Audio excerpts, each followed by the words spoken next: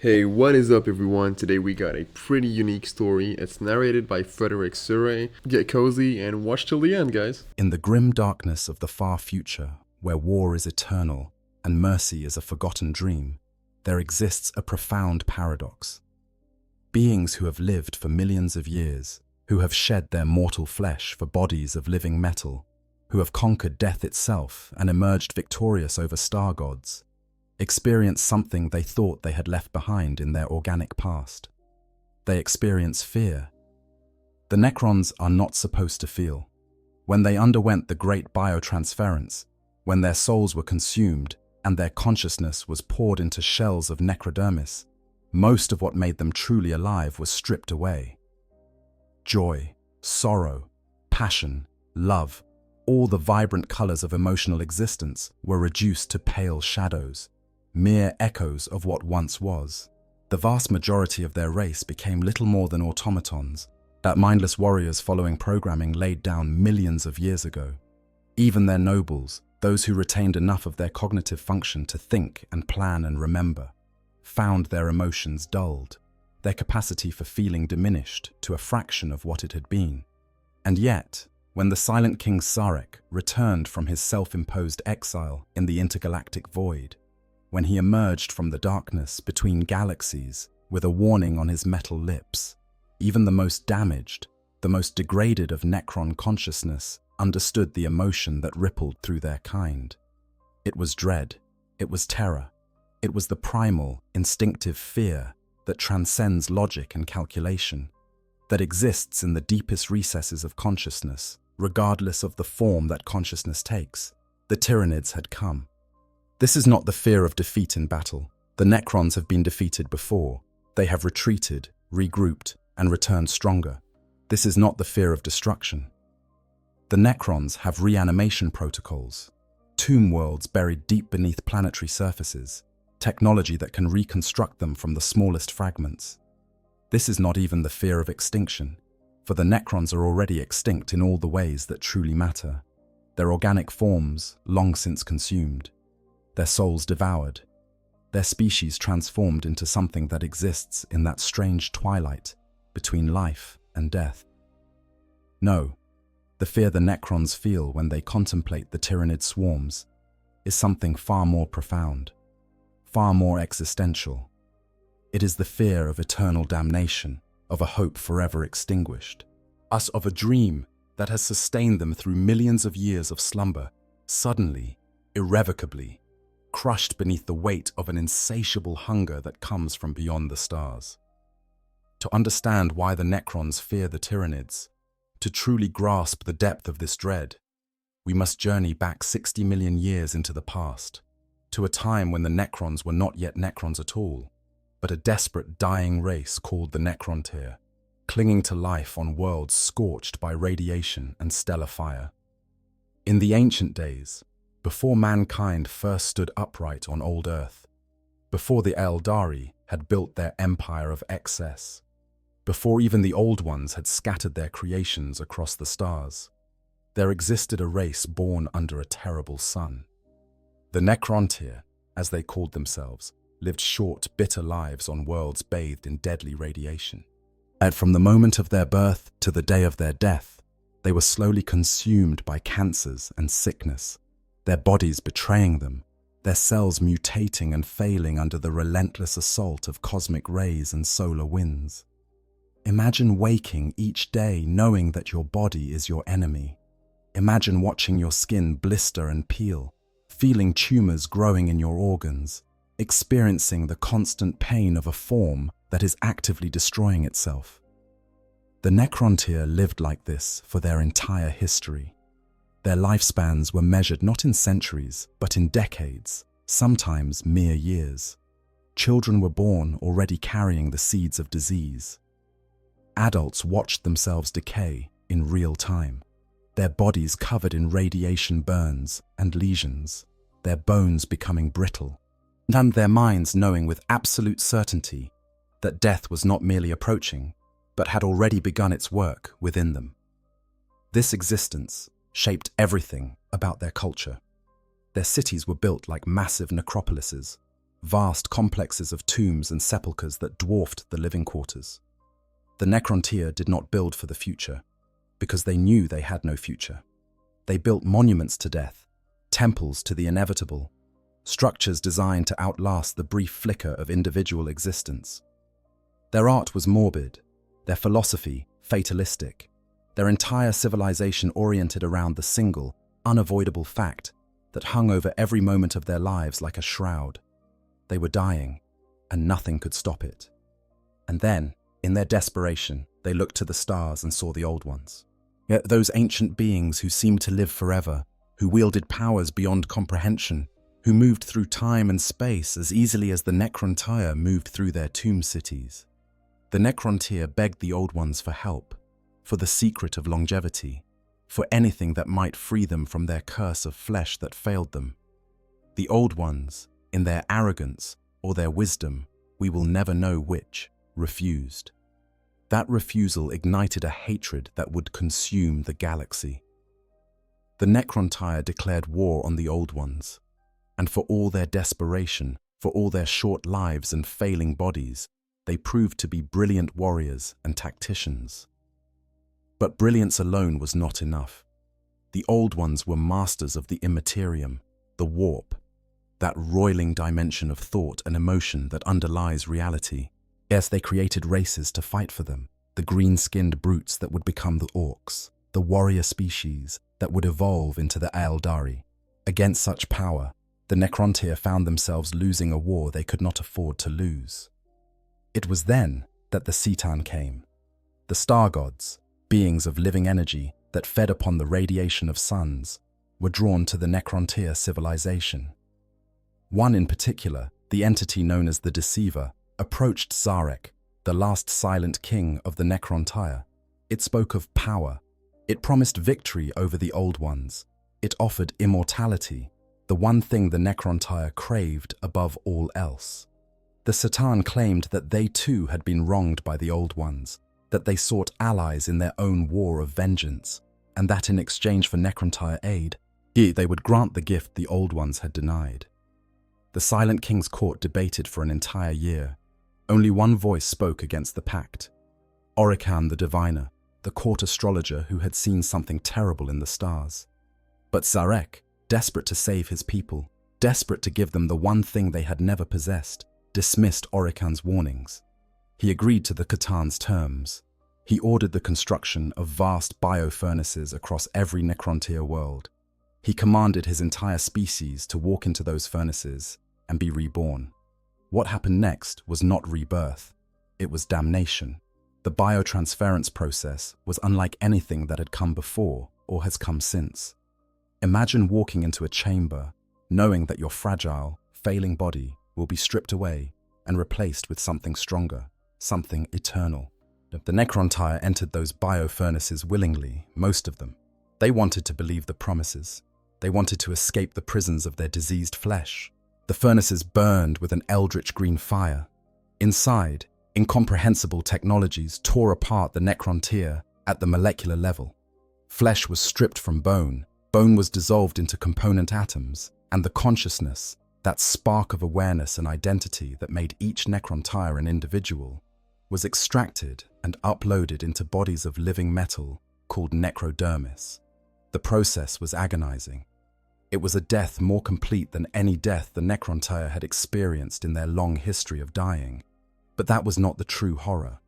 As each Necrontyr's body was dissolved, as their consciousness was transferred, their soul, as that etheric essence that anchors a being to the immaterium, was consumed.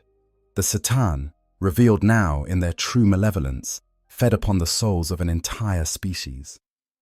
They swooped and dove through the biofoundries, gorging themselves on the spiritual essence of billions upon billions of individuals.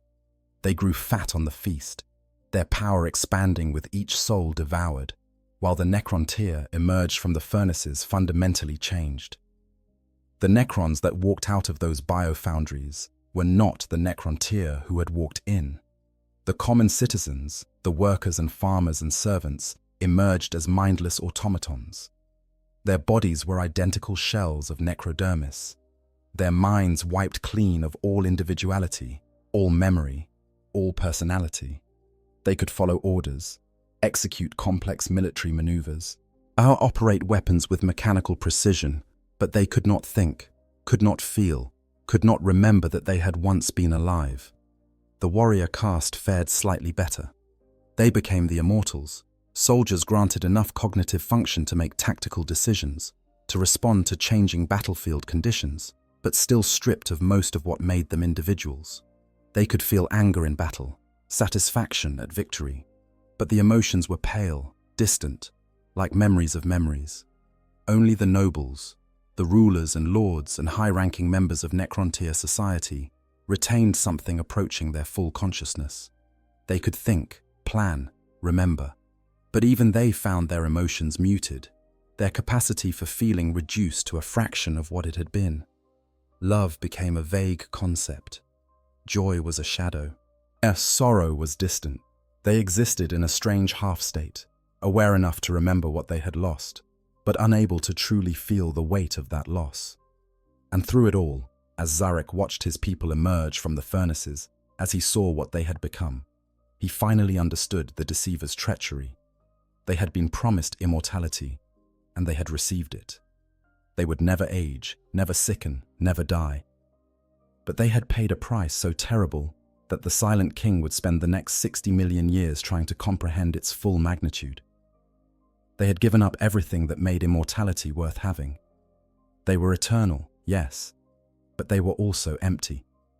They were indestructible, but they were also hollow. They had escaped death, only to discover that they had embraced something far worse. That the Satan had turned the Necron-tier into slaves. With the souls consumed, with the consciousness uploaded into bodies bound by command protocols, the Necrons became puppets, dancing to the will of the star gods. Zarek himself held the master protocols, the ability to command every Necron in existence, but even he was bound to serve the Satan. The entire species had been transformed into weapons, tools to be used by beings who cared nothing for them beyond their utility. But the story does not end there. After the war in heaven, after the Necrons and Satan had destroyed the Old Ones and shattered the galaxy in the process, Zarek led a rebellion. The Necrons turned on their masters, using the very weapons the Satan had given them to shatter the star gods into countless shards. It was a victory of sorts. The Necrons were free of their enslavers, but they were not free of the curse. They were still trapped in bodies of living metal, still separated from the souls that had once defined them, still existing in that twilight state between life and death. And as Zarek looked upon his people, at what he had made of them, at the price of their survival, he made one final decision. He ordered the Necrons to enter into stasis, to sleep in vast tomb complexes buried deep beneath the surfaces of planets across the galaxy. They would slumber for 60 million years, waiting for a time when the younger races, the children of the old ones who had inherited the galaxy, might have weakened enough for the Necrons to emerge and reclaim what was once theirs. And Zarek, the Silent King, a destroyer of the command protocols that bound his people to his will, departed. He exiled himself into the void between galaxies, seeking penance for what he had done, seeking solitude in the infinite darkness, seeking perhaps some answer to the question that would haunt him across the aeons. Was there any way to undo what had been done? Could the Necrons ever truly be reborn? The dream that sustains the Necrons through their long sleep, the hope that keeps even their degraded consciousness focused on something beyond mere existence, is deceptively simple. They want to be alive again. Not the false life of their metal bodies, not the mimicry of existence that their necrodermis forms provide, but true life, flesh and blood, beating hearts and flowing lymph, the ability to taste food, to feel the warmth of a sun without sensors and temperature gauges mediating the experience, to touch another being with hands that can actually feel the touch. This is not mere nostalgia. This is not the equivalent of an old person wishing they were young again. For the Necrons, particularly for the nobility who retain enough cognitive function to understand what they have lost. The desire for organic life is an all-consuming obsession that shapes their every action, their every decision, their every plan for the future. Many Necron dynasties, as they have awakened from the Great Sleep, have made the reversal of biotransference their primary goal.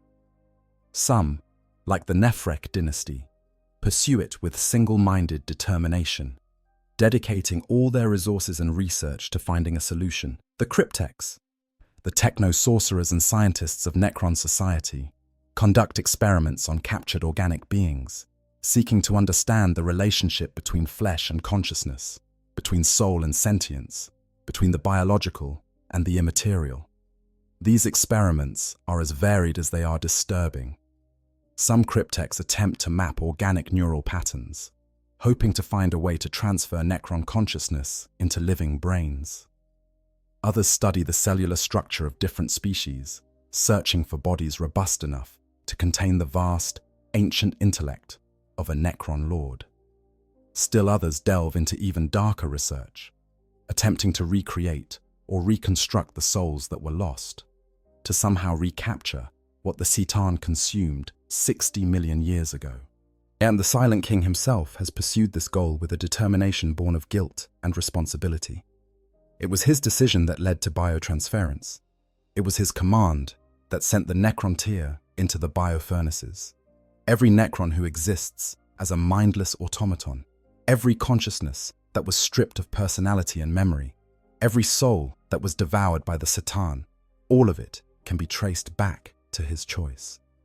The weight of that responsibility drives him forward, compels him to believe that there must be a way to undo what was done, to restore what was lost. But there is a problem, a requirement so fundamental that it shapes the entire Necron strategy for the future. To reverse biotransference, to transfer Necron consciousness back into organic forms, they need suitable vessels. Not just any organic body will do. The consciousness of a Necron noble, preserved across millions of years, expanded by eons of experience and knowledge, cannot simply be poured into a primitive biological form. The body would reject it, burn out, fail under the weight of a mind too vast for its neural pathways to contain. What the Necrons need are advanced organic species, races with sophisticated biology and complex neural structures. They need bodies that can handle the stress of containing ancient consciousness. They need brains that can process the kind of information and experience that a Necron lord has accumulated. They need, essentially, the younger races of the galaxy, the species that evolved in the 60 million years since the Necrons entered their long sleep. Humanity, with its remarkable adaptability and resilience. The Aeldari, descendants of the Old One's creations, with their psychically active biology. Even the Orcs, crude as they are, possess bodies that regenerate and adapt in ways the Necrontyr never could. The Tau, the minor Xenos species scattered across the galaxy, all of them represent potential vessels for Necron consciousness. This is why the Necrons, despite their overwhelming technological superiority, despite their ability to exterminate entire species with ease, often capture rather than kill. This is why they conduct experiments on living subjects, why they maintain slave populations, why they study the biology and psychology of the younger races with such meticulous attention. They are not simply being cruel, though cruelty is often a byproduct. They are searching for the perfect vessel, yet the ideal organic form into which they can finally transfer their consciousness and be truly alive once more. But this process requires time. It requires research and experimentation. It requires the existence of diverse organic life throughout the galaxy. It requires, most fundamentally, that the galaxy remain populated by living, breathing, biological creatures. And this is where the Tyranids enter the equation with devastating finality. If the Tyranids succeed, if the Great Devourer consumes the galaxy as it has consumed countless others before, there will be no organic life left. Every human will be devoured. Every Aeldari will be consumed. Every orc, every tau, every minor xenos species will be broken down into base biomass and absorbed into the hive fleet. The galaxy will be reduced to barren rock, stripped of atmosphere, undrained of water, every living thing processed through the Tyranids' digestive systems and transformed into more Tyranids to fuel their endless expansion. For any other species, this would be a catastrophe. For the Necrons, it is something far worse. It is the death of hope itself. The Necrons are already dead, in all the ways that matter. They exist in a state of undeath, neither truly alive nor fully gone. They can continue in this state indefinitely. Their bodies do not age, do not decay, do not require sustenance. They could, theoretically, exist until the heat death of the universe, until the last stars burn out and the galaxy goes cold and dark. But such an existence, stretching across billions of years with no hope of change, no possibility of redemption, no chance of ever experiencing life again, it is a fate worse than any extinction. This is what the Tyranids threaten to make permanent. If the galaxy is stripped of life, if every potential vessel is consumed, if every species is devoured, then the Necrons' dream of organic existence becomes impossible forever. They will be trapped in their metal bodies, not for millions of years, but for eternity. They will exist in that twilight state between life and death, until the universe itself ends, fully aware of what they lost, completely unable to ever regain it. This is the apotheosis the Necrons seek. Not apotheosis in the sense of becoming gods, but apotheosis in its original meaning, transformation, transcendence, the achievement of a higher or better state. They want to ascend back to life, to be reborn not as machines, but as living beings. And the Tyranids represent the permanent, the irrevocable destruction of that possibility. This is why, when the Silent King encountered the Tyranids in the intergalactic void, when he witnessed the scale of their hunger and understood the implications of their arrival, he broke his self-imposed exile and returned to the galaxy after 60 million years of absence. This is why he began the desperate work of awakening tomb worlds, of uniting the fractious Necron dynasties, of preparing his people for a war that will determine not just their survival, but the survival of their last remaining hope. The clock is ticking. Every world the Tyranids consume is one less source of potential vessels. Every species that falls to the hive fleet is one less possibility for the Necrons' rebirth. And unlike wars of conquest or battles for territory, this is not a conflict that can be recovered from through retreat and regrouping. What the Tyranids take, they consume utterly. What they devour does not grow back.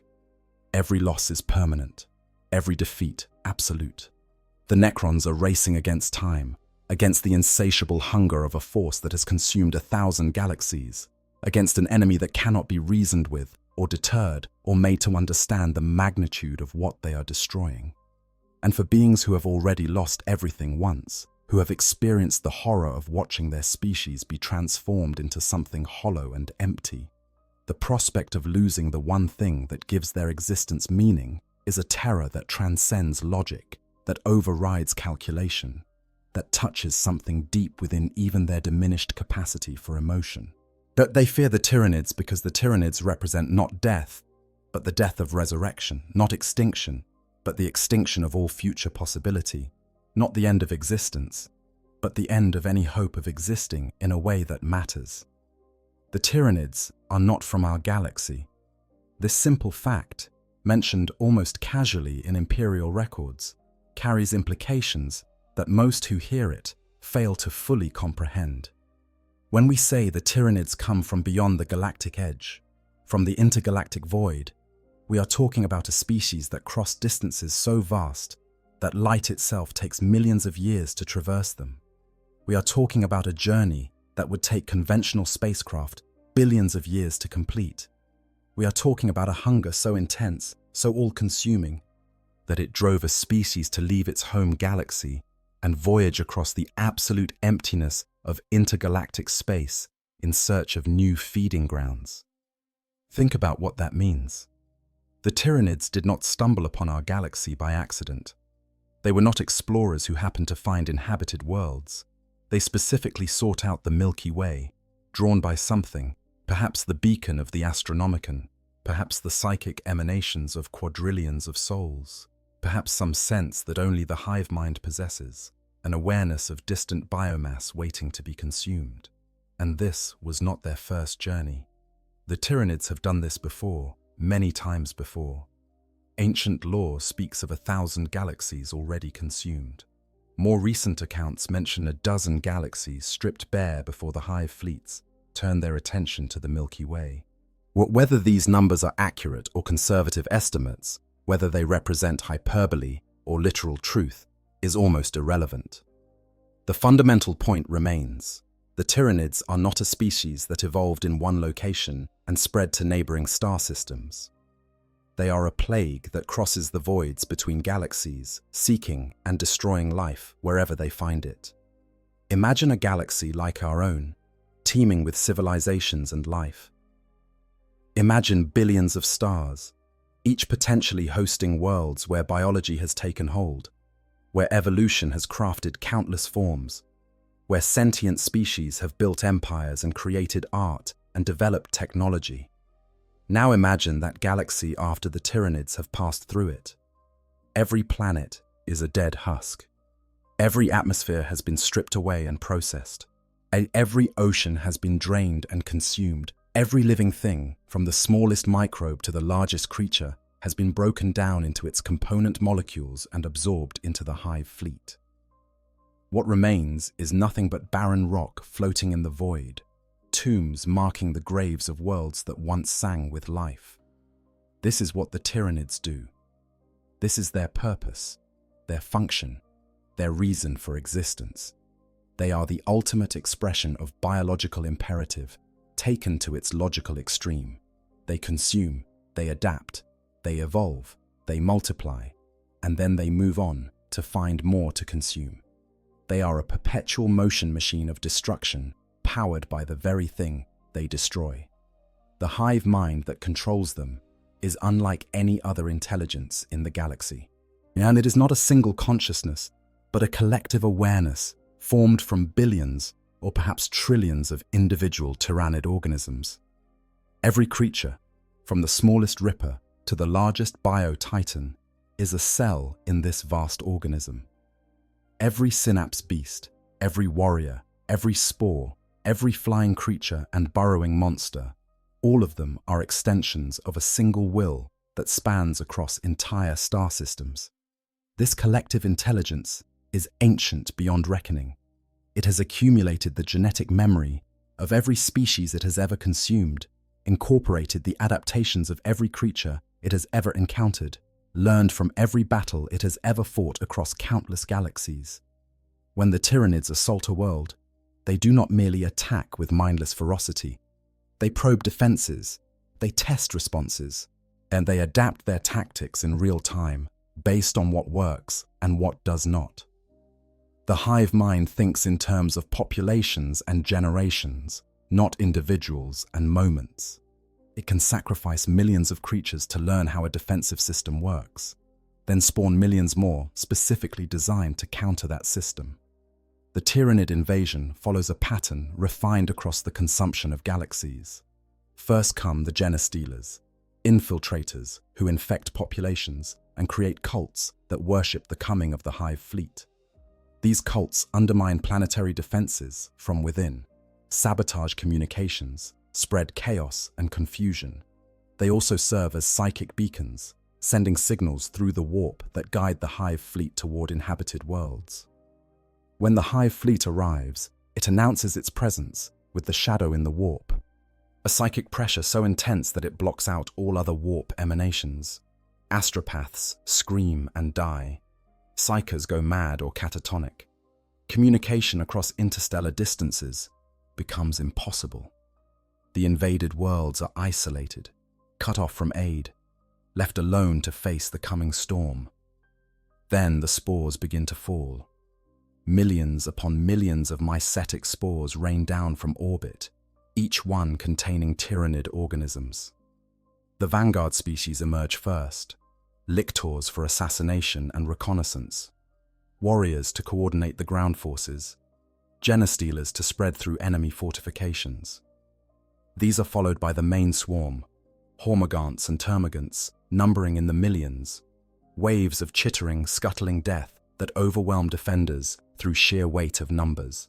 As the battle progresses, larger creatures arrive, carnifexes, living, battering rams of bone and chitin, tyrannofexes with biocannons that can reduce fortifications to rubble, hive tyrants, towering monsters that serve as synapse creatures, extending the reach of the hive mind across the battlefield, trigons that burrow through the earth to emerge behind defensive lines, haruspexes that devour everything in their path, bio-titans that stand as tall as imperial titans and fight with equal ferocity.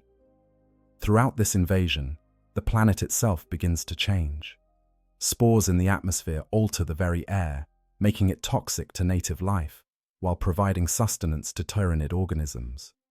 Plants mutate and grow out of control, drawing nutrients from deep in the soil and concentrating them in easily harvested biomass. The very ecosystem of the world is transformed into a feeding ground for the hive fleet. When resistance finally collapses, when the last defenders are overwhelmed, the harvesting begins in earnest. Ripper swarms, small but voracious creatures, spread across the entire planet, consuming everything organic they encounter. Trees, grass, animals, the dead bodies of both defenders and Tyranid casualties, nothing is wasted. Specialized creatures called harvesters follow, breaking down even the most resilient biomass into digestible nutrients. All of this is funneled into reclamation pools, vast organic vats where the harvested biomass is dissolved into a nutrient-rich soup. Capillary towers, massive biological structures of bone and sinew, grow from these pools, reaching up into the atmosphere and beyond. The hive fleet vessels in orbit extend feeding tentacles down to these towers and begin to drink, pulling the liquefied remains of an entire world's biosphere up into their holds. The process takes weeks or months, depending on the size and richness of the world being consumed. When it is complete, when every last gram of organic matter has been processed and absorbed, when even the oceans have been drained and the atmosphere stripped away, the Tyranids depart. What they leave behind is a barren sphere of rock, utterly lifeless, scoured clean of every trace that living things once dwelt there. These dead worlds are called barren husks in Imperial nomenclature, a term that fails to capture the absolute totality of the destruction the Tyranids leave in their wake. And here is the crucial detail that makes the Tyranids unlike any other threat the galaxy has faced. They are impossibly numerous. Yet the hive fleets that have entered the Milky Way, Behemoth and Kraken, and Leviathan and all the others, are vast beyond comprehension. A single tendril of hive fleet Leviathan was recorded as containing over 1 million bioships, with who knows how many trillions of individual organisms spawned from those ships. And these hive fleets represent only a fraction of the Tyranid presence. The main body of the swarm is still in the intergalactic void, still approaching the galaxy. What humanity has fought so far, what has consumed dozens of worlds and killed billions of Imperial citizens, is merely the vanguard, the outermost tendrils of something vastly larger. They cannot be negotiated with because they do not communicate in any meaningful way. I have to admit something here. When I first learned about the Necrons fearing the Tyranids, I thought it was just typical 40k grimdark. But the more I dug into the lore, the more I realized this is different. This isn't just another faction rivalry.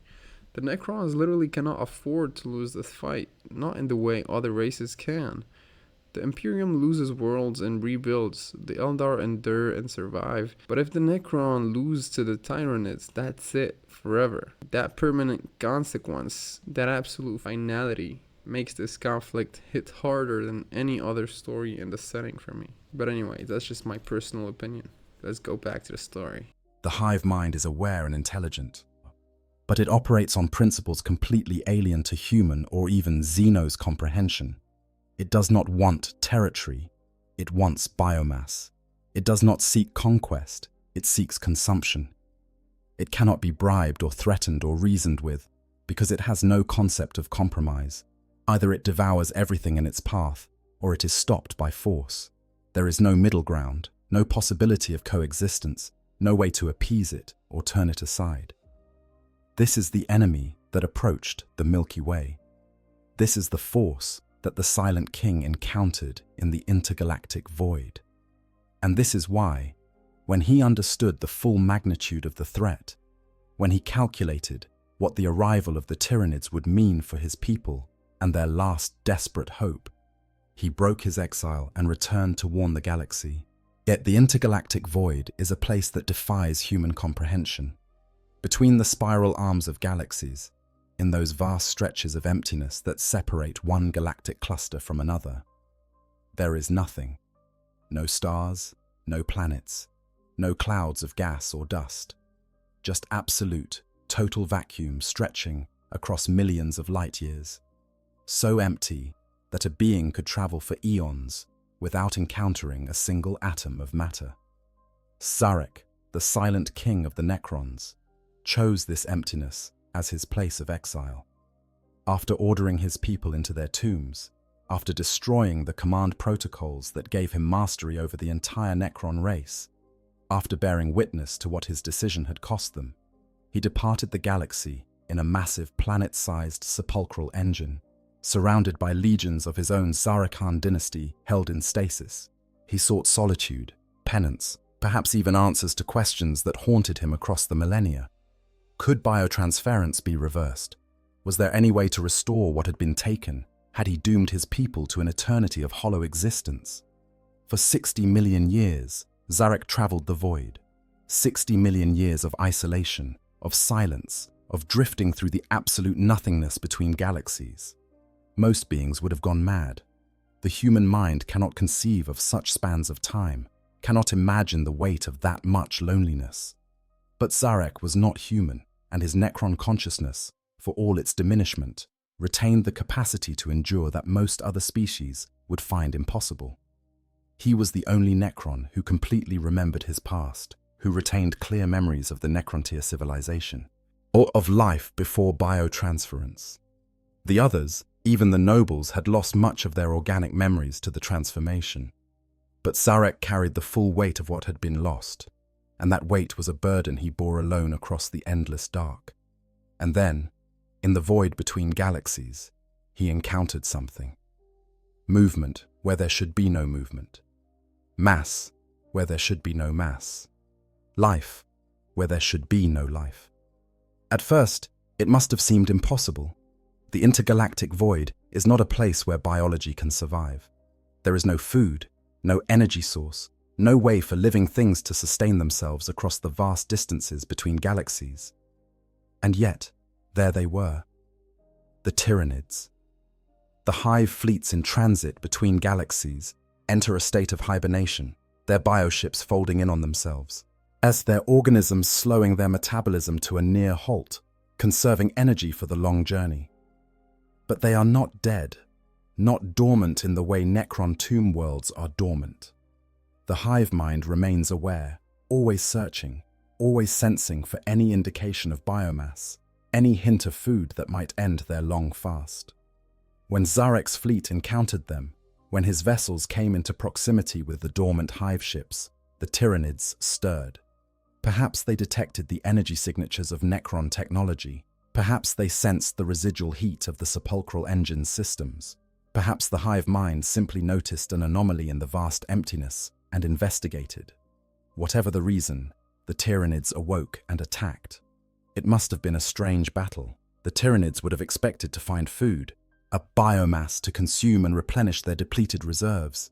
Instead, they found Necrons, beings of living metal that offered no sustenance, enemies whose bodies could not be digested, warriors who teleported away when destroyed, rather than leaving corpses to be harvested.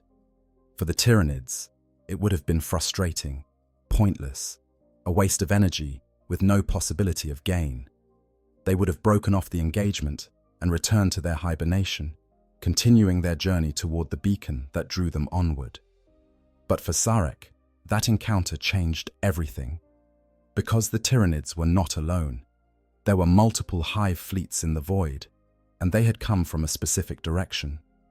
Following the trajectory of their approach, Zarek could trace back their path across the intergalactic dark. And when he did, when he used his advanced sensors and deep-range scanners to peer into the distance from which the Tyranids had come, he saw something that must have filled even his diminished capacity for emotion with a dread so profound that it transcended mere fear. He saw a dead galaxy. It was there, in the expected location, the shape of its spiral arms still visible, billions of stars still shining with their ancient light. But something was wrong. There were no radio emissions, no electromagnetic signatures suggesting technological civilizations, no psychic emanations, no indication of the kind of warp turbulence that living, thinking beings create by their very existence. Just silence. Absolute, total silence spreading across hundreds of billions of star systems. Zarek was ancient. He had witnessed the war in heaven. Hal had seen entire star systems destroyed, had watched the old ones fall, and the galaxy itself nearly shatter under the weight of that ancient conflict. He understood destruction on a cosmic scale. But this was different. This was not the aftermath of war, not the result of weapons or conflict or the clash of opposing forces. This was methodical. This was complete. This was the signature of life, not merely destroyed, but consumed, processed, erased so thoroughly that not even the echoes remained. The Tyranids had eaten an entire galaxy.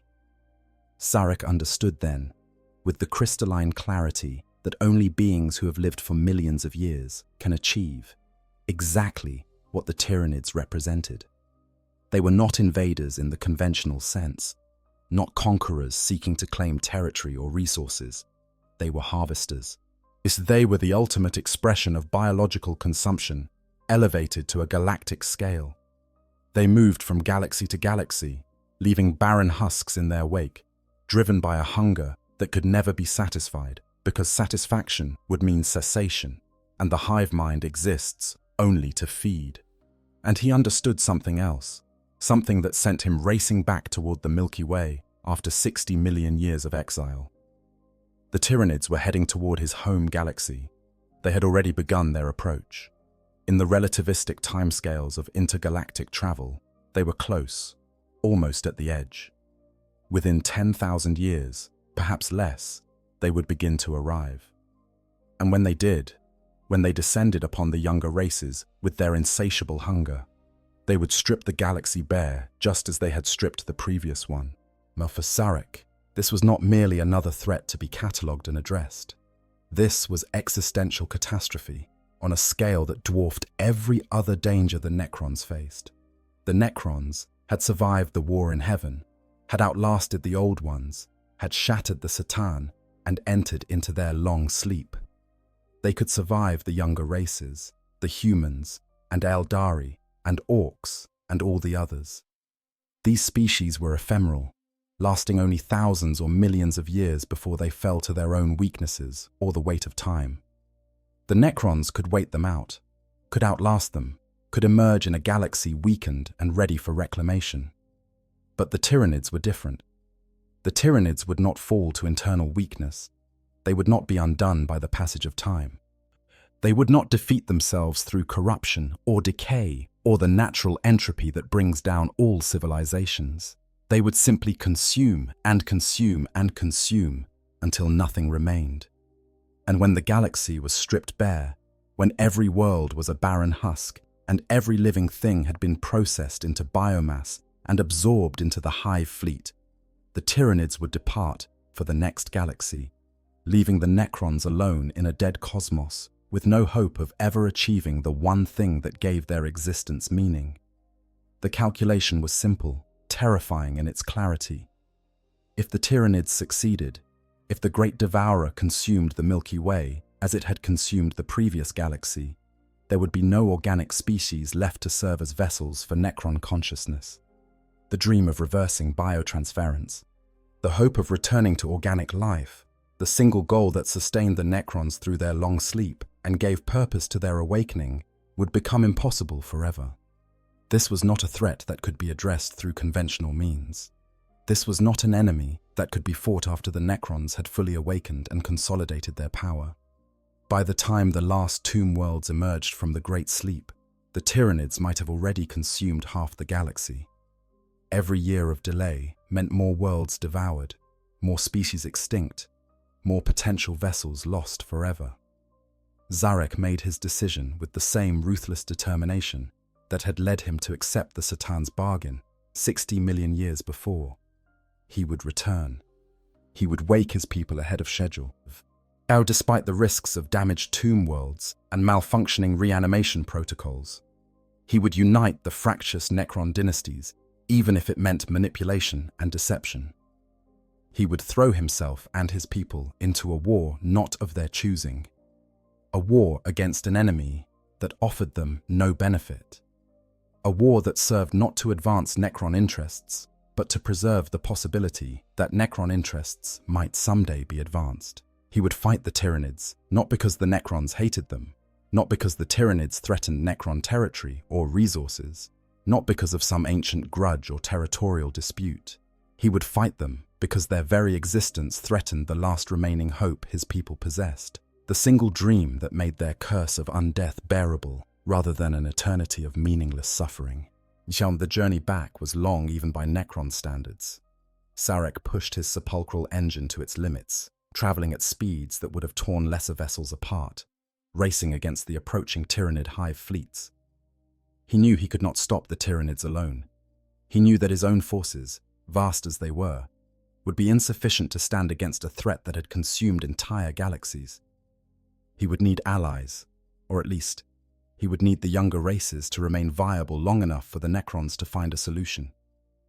And so, in the year 744 M41 by the Imperial calendar, after millions of years of self-imposed exile, Zarek re-entered the Milky Way.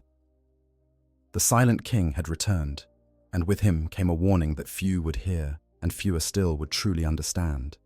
The greatest threat the galaxy had ever faced was approaching.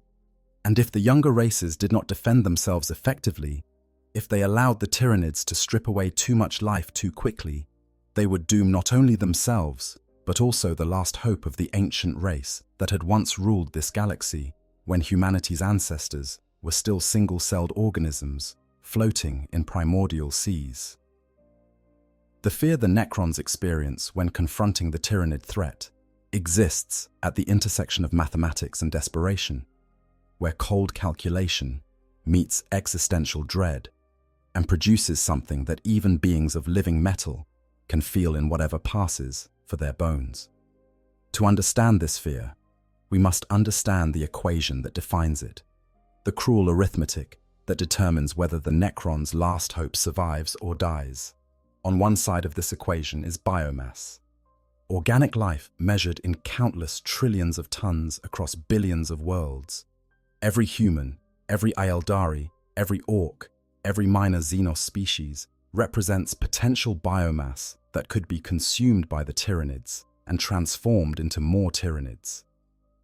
But this same biomass also represents potential vessels for Necron consciousness, the raw biological material from which the Necrons might someday craft new organic bodies and achieve their apotheosis. Think of it as a finite resource, being simultaneously consumed by one force and required by another. Every world the Tyranids devour reduces the total available biomass by whatever that world contained. A hive world, with its billions of human inhabitants, represents more loss than an agri-world with a smaller population. What a maiden world teeming with the carefully cultivated life of the Eldari represents more loss than a dead moon with only microbial traces. But all loss is permanent. What the Tyranids consume does not regenerate on any timescale meaningful to the Necrons' plans. The rate of consumption is accelerating. The first hive fleet to arrive in the galaxy, Behemoth, was defeated at great cost at the Battle of Macragge, but it was only the first. Kraken followed, and then Leviathan, each one larger than the last, each one representing a greater threat, And these are merely the vanguard, the leading edge of something vastly larger.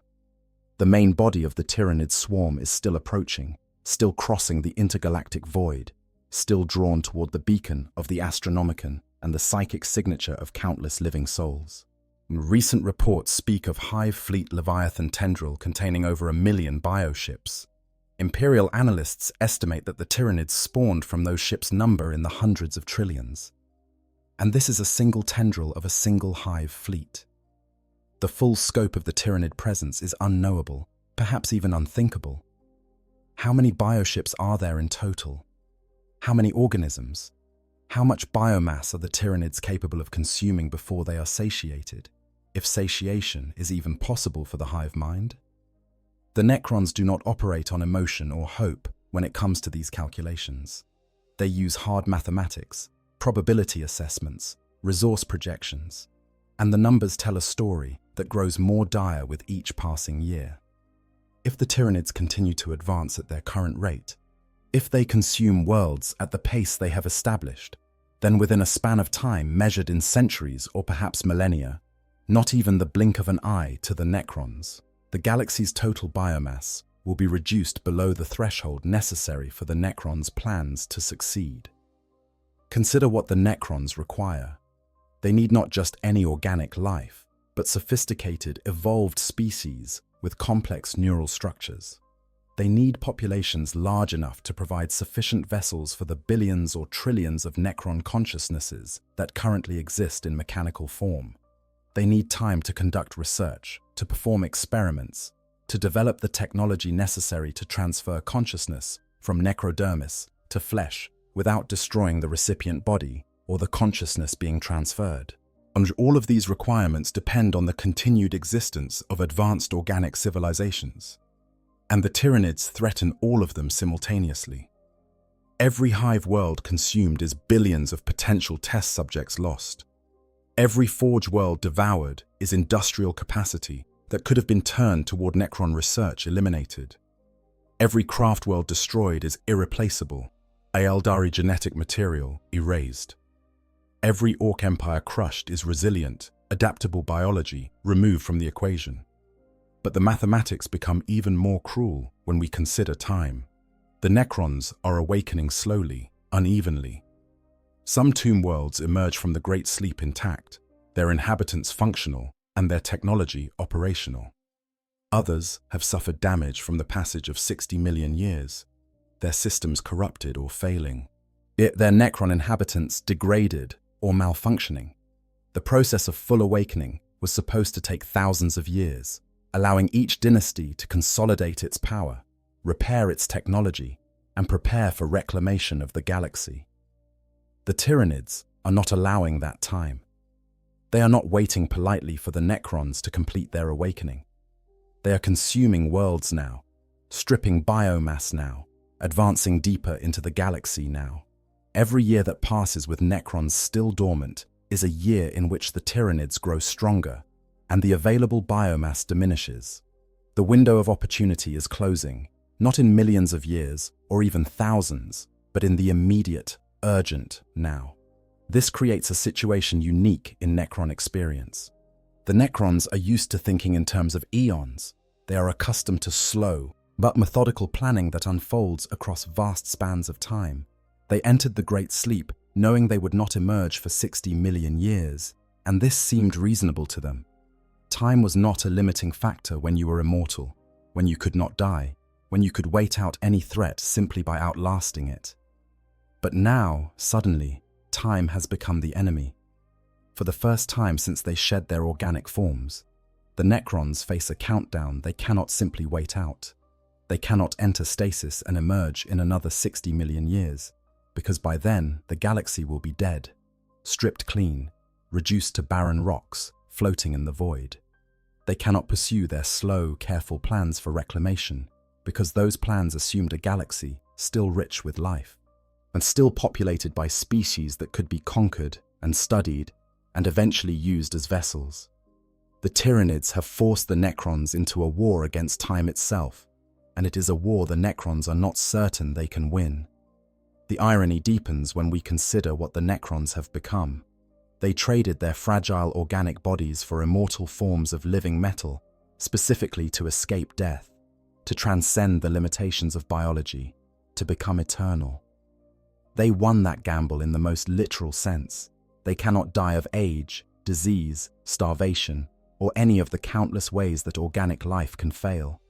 But in escaping death, they also escaped life, and now they find themselves in the bizarre position of needing life, requiring it for their future plans, desperately trying to preserve it against a force that exists solely to consume it.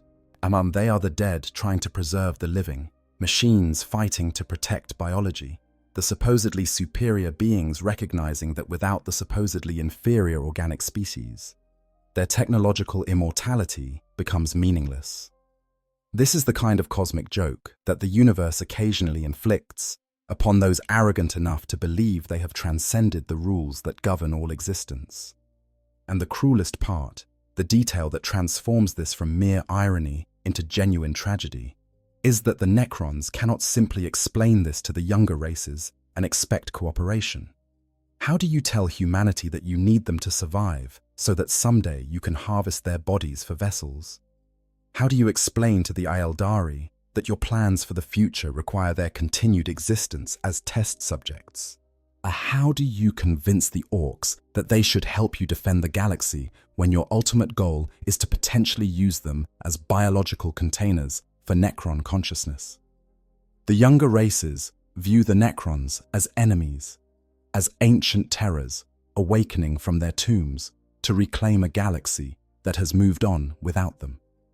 And they are not entirely wrong.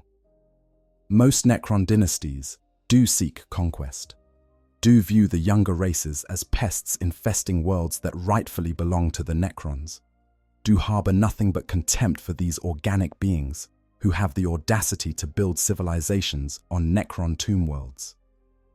But now, with the Tyranids devouring everything in their path, the Necrons need these younger races to survive. They need humanity to defend its worlds effectively enough to preserve sufficient biomass. They need the Aeldari to hold their craft worlds and maiden worlds. They need even the Orcs, as crude and aggressive as they are, to fight against the Tyranid swarms with their characteristic ferocity. This need creates a vulnerability that is perhaps more disturbing to the Necrons than physical threat. The Necrons are used to being invulnerable, to having technology so advanced that nothing the younger races possess can truly threaten them. But now they are vulnerable, not in the physical sense, but in the existential sense. Their hopes depend on the success of species they view with contempt. Their future relies on beings they could easily conquer, but dare not eliminate. They must watch as primitive civilizations fight for survival, knowing that if those civilizations fail, the Necron dream fails with them. This is the mathematics of extinction, the cold equation that determines whether hope survives or dies. And it is an equation that tilts further toward despair with every world the Tyranids consume, with every passing year that sees the galaxy's total biomass diminished, with every tomb world that awakens to find that the galaxy they slept through has changed in ways they never anticipated and cannot easily address. The fear the Necrons feel is not the fear of losing a battle or even losing a war. It is the fear of witnessing the slow, inexorable closure of the one path that might lead them back to something approaching what they once were. It is the fear of seeing their last hope consumed planet by planet, species by species, until nothing remains but the cruel mockery of eternal existence in bodies that can never truly live.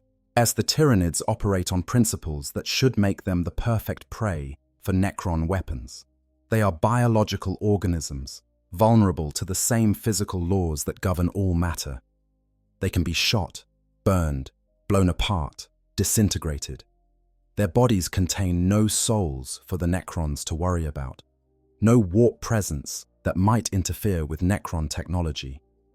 They are, in the most fundamental sense, just meat and chitin and bone, complex biological machines that happen to be very good at killing things.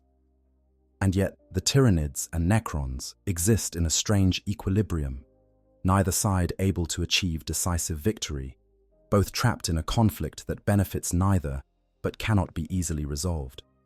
From the Tyranid perspective, the Necrons represent a significant problem. The hive mind operates on a simple principle: consume biomass.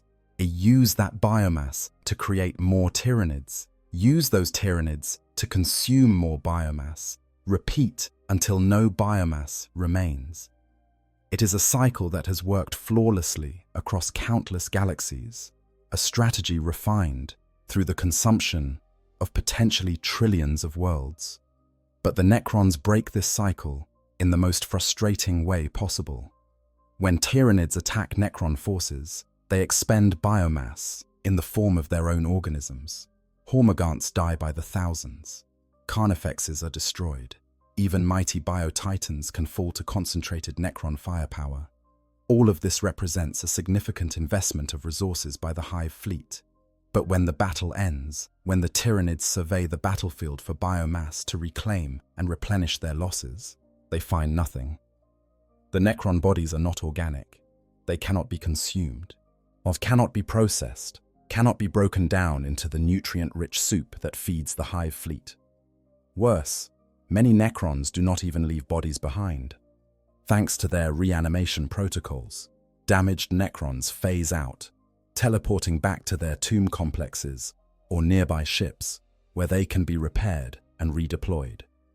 What appears to be a decisive victory, with enemy forces destroyed and the battlefield littered with the remains of mechanical warriors, becomes a hollow triumph when those same warriors return to battle, days or weeks later, their bodies restored, their numbers undiminished. For the Hive mind, which thinks in terms of resource acquisition and expenditure, fighting Necrons is a losing proposition. Every battle costs biomass, and victories yield nothing. Even if the Tyranids could somehow destroy every Necron in existence, they would gain no biomass from the victory, no resources to fuel their expansion, no nutrients to spawn new organisms. It would be a complete waste of energy, like a predator hunting prey that turns out to be made of stone. This is why Tyranid hive fleets have been observed actively avoiding Necron tomb worlds. Not out of fear, the hive mind does not experience fear in any emotional sense, but out of simple resource calculation. Why expend biomass fighting an enemy that provides no return when there are countless organic worlds nearby that can be consumed with far less effort and far greater reward? There are documented instances of Tyranid tendrils making major course corrections to avoid conflict with Necron forces. The 5th edition. Tyranid Codex specifically mentions 2 minor tendrils of Hive Fleet Behemoth adjusting their trajectory to bypass the Necrons of Solemnace. This was not a retreat in the conventional sense, not the Tyranids fleeing from a superior force, but a cold, logical decision to avoid unprofitable engagement and seek more promising feeding grounds elsewhere. But from the Necron perspective, this creates its own set of problems. Yes, the Tyranids avoid direct conflict with Necron forces, which means Necron tomb worlds are relatively safe from consumption. But the Tyranids do not simply abandon the galaxy because Necrons are present. They redirect their efforts toward organic worlds, toward the very populations the Necrons desperately need to preserve for their own future plans. It is a strategic nightmare. The Necrons cannot protect every organic world in the galaxy. They are still awakening, still scattered, still dealing with 60 million years of accumulated damage and degradation. Even if they could mobilize their full strength, even if every tomb world activated perfectly and every dynasty worked in complete coordination, the galaxy is simply too vast, too populated, too rich with potential targets for the Necrons to defend everything. And the Tyranids, in avoiding Necron forces, effectively force the Necrons into an impossible choice. Allow the younger races to defend themselves and risk the Tyranids consuming too much biomass, or actively deploy to defend organic worlds despite having no way to quickly redeploy across the galaxy. Insufficient numbers to be everywhere at once, and competing priorities from various dynasties who may not share the Silent King's concerns about preserving organic life. The weapons and technology each side possesses further complicate this stalemate. Necron Gauss weapons are perhaps the most devastating infantry weapons in the galaxy.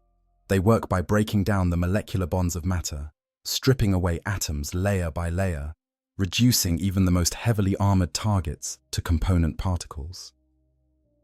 Against organic targets, Gauss weapons are horrifyingly effective. A Gauss flare, the standard weapon carried by Necron warriors, can reduce a space marine to atoms, can slice through armor that would deflect conventional bullets, can disintegrate targets that would survive wounds that would kill lesser beings. Against Tyranids, Gauss weapons ensure that biomass cannot be recovered. Or a creature killed by Gauss fire is not merely dead, it is disintegrated at the molecular level, its component atoms scattered and dispersed. The Tyranids cannot reclaim this biomass, cannot process it through their reclamation pools, cannot use it to spawn new organisms. Every Tyranid killed by Gauss fire is a permanent loss to the hive fleet, resources expended with no possibility of recovery. This should give the Necrons a decisive advantage, and in small-scale engagements, it often does. Necron forces can decimate Tyranid swarms with efficiency that few other races can match. Their weapons deny the Tyranids the one thing they need most, the ability to recycle their dead into new warriors. Combined with reanimation protocols that allow destroyed Necrons to return to battle, small Necron forces can hold against Tyranid attacks that would overwhelm much larger conventional armies. But the Tyranids possess advantages that partially counter Necron technological superiority. The first and most significant is sheer numbers. The hive fleets do not think in terms of acceptable losses. They think in terms of populations.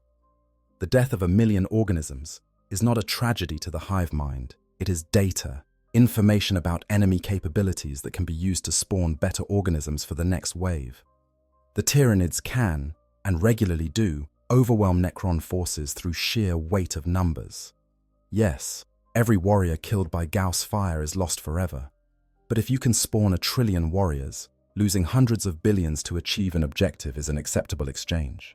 But the hive mind operates on a scale that makes even Necron forces seem small by comparison.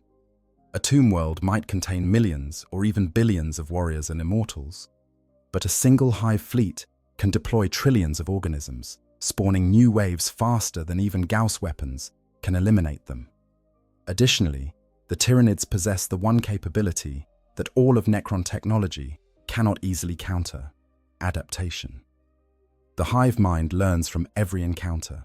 It studies enemy weapons, analyzes their effectiveness, and spawns organisms specifically designed to counter them.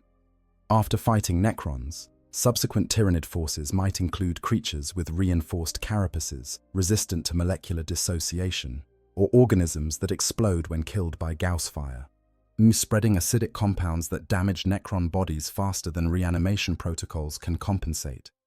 The Tyranids are the ultimate expression of evolutionary strategy applied to warfare.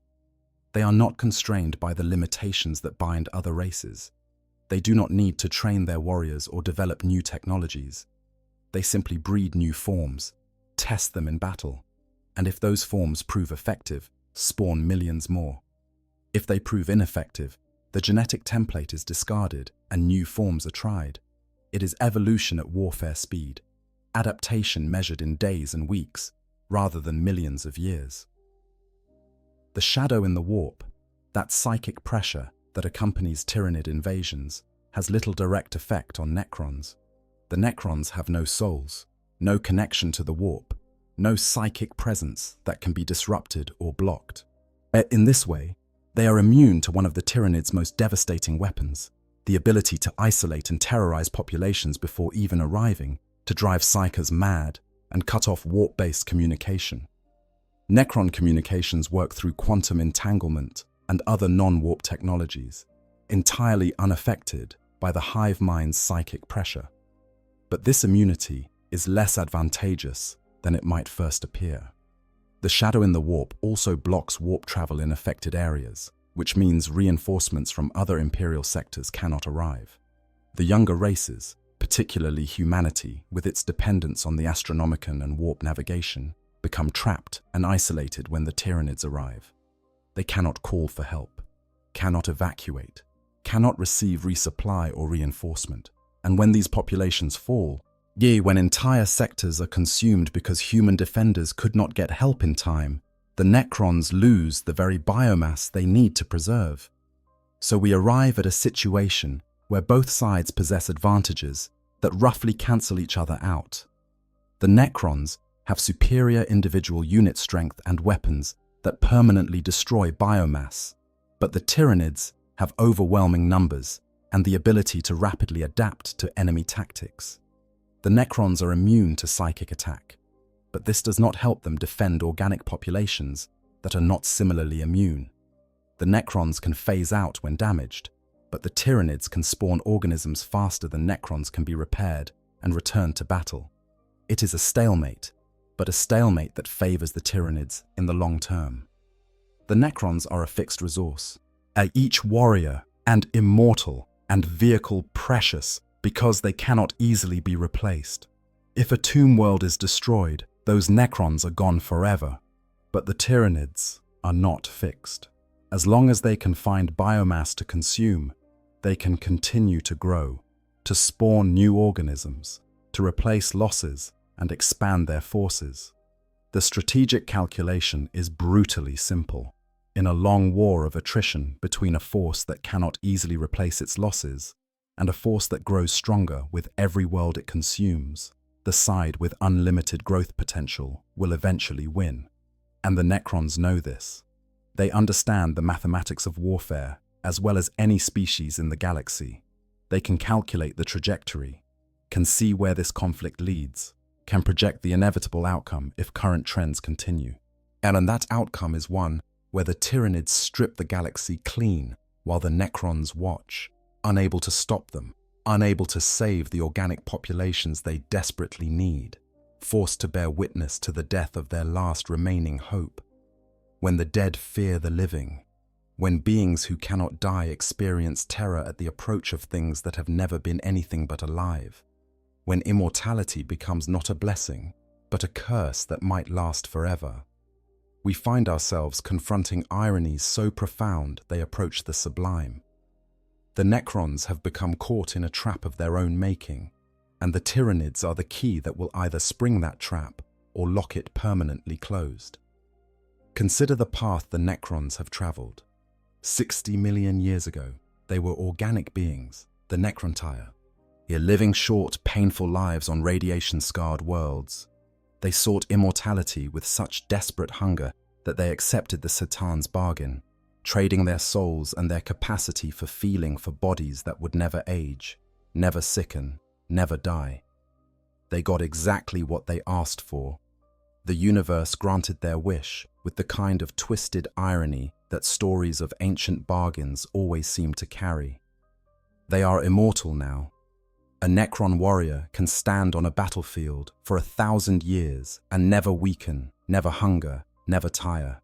It can be blown apart and reformed, disintegrated and reconstructed, destroyed and reanimated countless times. It is the ultimate expression of persistence, of existence, that cannot be ended by conventional means. The Necrontyr dreamed of living forever, and now they do. Or at least something wearing their consciousness continues, while time flows past like water around stones that will never erode. But immortality without the capacity to feel, without the spark of genuine emotion, without the ability to taste or touch or experience life in any meaningful sense, is not the gift the Necrontyr imagined. It is existence stripped of everything that makes existence worthwhile. It is the cruel answer to a poorly phrased wish, the genie's revenge on those who sought to cheat death without understanding what death's opposite truly meant. And now, in perhaps the greatest irony of all, these beings who transcended death find themselves dependent on life. Not their own lives, which are long gone, consumed by the Satan in the biofurnaces 60 million years ago, but the lives of others, us the organic species that populate the galaxy, the younger races who inherited the worlds the Necrons once ruled. The Necrons traded everything to escape death, and now they must preserve life to have any hope of truly living again. They became the ultimate predators, perfected their art of war across millions of years, developed weapons that can disintegrate matter at the atomic level, built technology so advanced it seems like magic to younger species. And now, they must turn all that power toward protecting beings they could easily destroy, safeguarding populations they view with contempt, defending a future that requires the survival of those they once planned to conquer. It is the kind of cosmic joke that beings with a fuller capacity for irony might appreciate.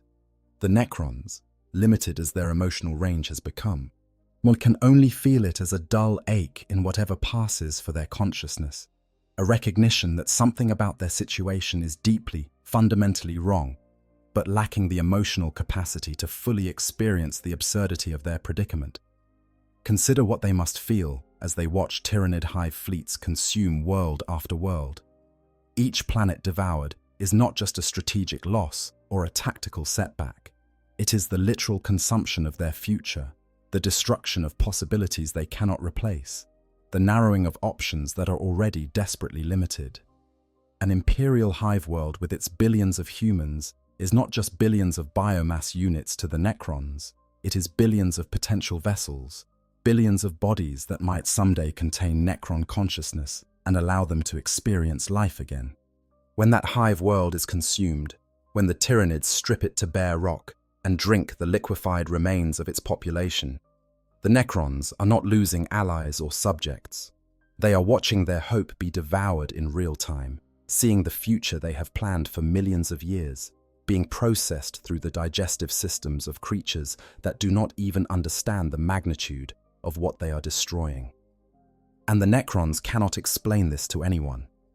They cannot tell the Imperium that they need humanity to survive because someday they plan to use human bodies as vessels for Necron consciousness. Humanity would, quite reasonably, view this as monstrous, as a threat requiring immediate military response. But the Necrons cannot tell the Aeldari that their sophisticated biology makes them ideal candidates for housing ancient Necron nobles, because the Aeldari, with their long memories, remember the war in heaven and would rather die than serve the Necrons in any capacity. So the Necrons fight in silence, defending worlds they do not care about, protecting populations they view as primitives, safeguarding a galaxy that most of their people believe rightfully belongs to them. They do this not out of altruism, not out of any moral sense that life is precious or that the younger races deserve protection, but out of cold, desperate calculation that their own existence has become meaningless without those younger races to potentially inhabit. The fear this creates is not the fear of an organic being facing death. Death, for the Necrons, Sun has already happened. They have experienced it, passed through it, and emerged on the other side as something that exists beyond death's reach. The fear is something more profound and more terrible. It is the fear of meaning being extinguished, of purpose being consumed, of existing forever in a state where existence itself becomes the punishment. Imagine being trapped in a body that cannot die, cannot change, cannot grow or evolve or experience anything new. Imagine millions of years stretching ahead of you with absolute certainty that nothing will change, that you will remain exactly as you are for all that time, that the universe will age and die while you persist, unchanged and unchanging, a consciousness trapped in an indestructible prison of its own making. Now imagine having a plan, a hope, however distant and uncertain, that someday this might change, that through research and effort and time, you might find a way to escape your metal shell and experience life again. That plan becomes everything. It becomes the reason to continue existing rather than simply shutting down and accepting oblivion. It becomes the light at the end of an incomprehensibly long tunnel. And then imagine watching something consume that light, devour it, destroy it with methodical efficiency while you are powerless to stop it. That is the fear the Tyranids inspire in the Necrons. Not fear of death, but fear of eternal undeath, of immortality stretching unbroken and unbearable into infinite future, of existing without hope forever. The cruelest detail, the final twist of the knife, is that the Necrons brought this on themselves. Every choice they made, if from declaring war on the Old Ones to accepting the Satan's bargain to entering the Great Sleep, led them to this moment. If they had remained organic, if they had accepted their short lives and worked within those limitations, they would have lived and died as the Necron Tyre, their civilization perhaps surviving or perhaps falling, but at least experiencing existence in all its pain and brief beauty. Instead, they chose immortality, and in doing so, condemned themselves to a fate where immortality might become eternal torture. They chose to transcend biology, and now find that biology is the one thing they desperately need. They chose to rule the galaxy as undying god-kings, and now must watch as the galaxy they hope to rule is consumed by creatures that care nothing for dynasties or dominion, or the grand plans of ancient kings. Yet this is the irony that crystallizes the Necron predicament into its purest, most agonizing form. They are the dead learning that they need the living to have any hope of living again. They are machines discovering that flesh is not weakness, but necessity. They are immortals realizing that immortality without the possibility of change is just another word for damnation. And they are conquerors understanding too late that the greatest threat to their plans comes not from those they plan to conquer, but from something that wants to consume everything and cares nothing for the careful calculations and distant hopes of beings who lost their capacity to truly care millions of years ago. The alliance that formed on the dusty world of Gehenna stands as one of the strangest collaborations in the history of the galaxy, a convergence of ancient hatred and immediate necessity that produced cooperation between forces that should have been trying to destroy each other. It was also, for the Necrons, a stark demonstration of how the Tyranid threat forced them into positions they would never have chosen willingly, fighting alongside beings they viewed as primitives to defend a galaxy that they believed belonged to them by right of first dominance. Gehenna was an unremarkable world, one of countless planets scattered across the galactic fringe, notable only for the fact that it had been invaded repeatedly by various Xenos forces throughout its history. When the Necrons, under the command of the Silent King himself, began their assault on the planet, the Blood Angels Space Marines responded, dispatching Commander Dante and the Third Company to deal with what they believed was another Xenos threat requiring the Emperor's justice. For 3 weeks, the two forces fought each other across Gehenna's barren landscapes. The Space Marines brought their characteristic fury and righteousness, fighting with the knowledge that they defended humanity against an ancient evil that had nearly destroyed the galaxy millions of years before mankind existed. The Necrons fought with the cold precision of beings who had been perfecting warfare since before Earth's sun had finished forming, their every movement calculated, their tactics refined across eons of conflict. Dante found himself stretched to his absolute limits. The Silent King was not merely powerful, he was ancient beyond comprehension, and a being who had commanded armies in the war in heaven, who had led the rebellion against the Citan, who possessed millions of years of accumulated tactical and strategic knowledge.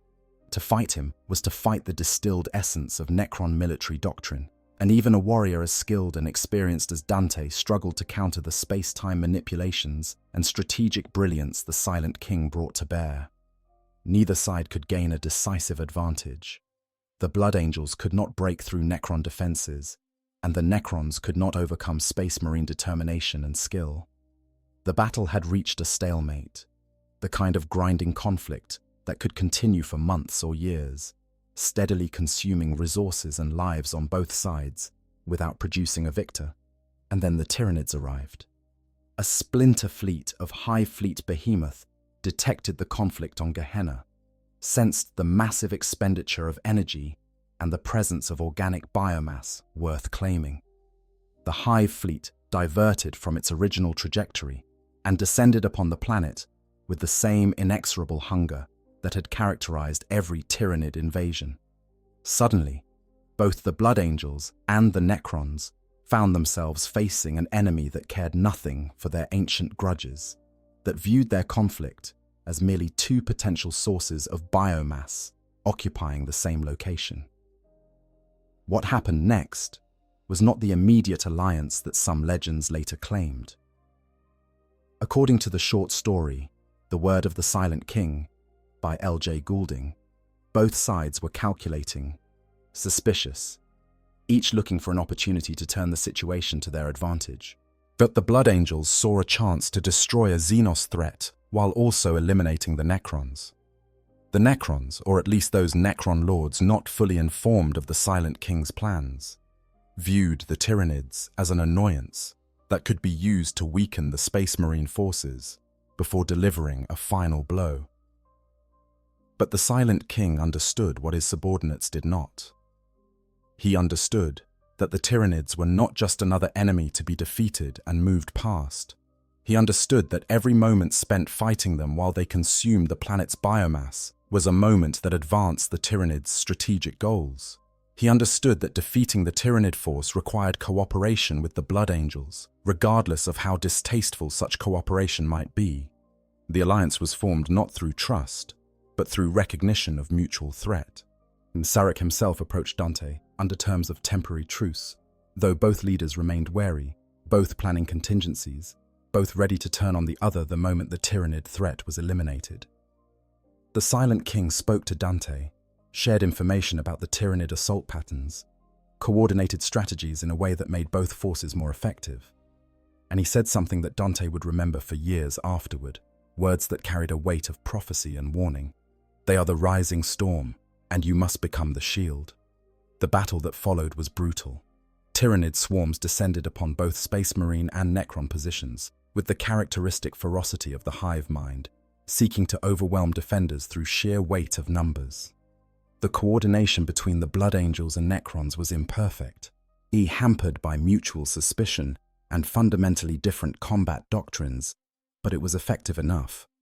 Space Marine bolters and chainswords worked in concert with Gauss flayers and reanimation protocols, creating a defense that neither force could have maintained alone.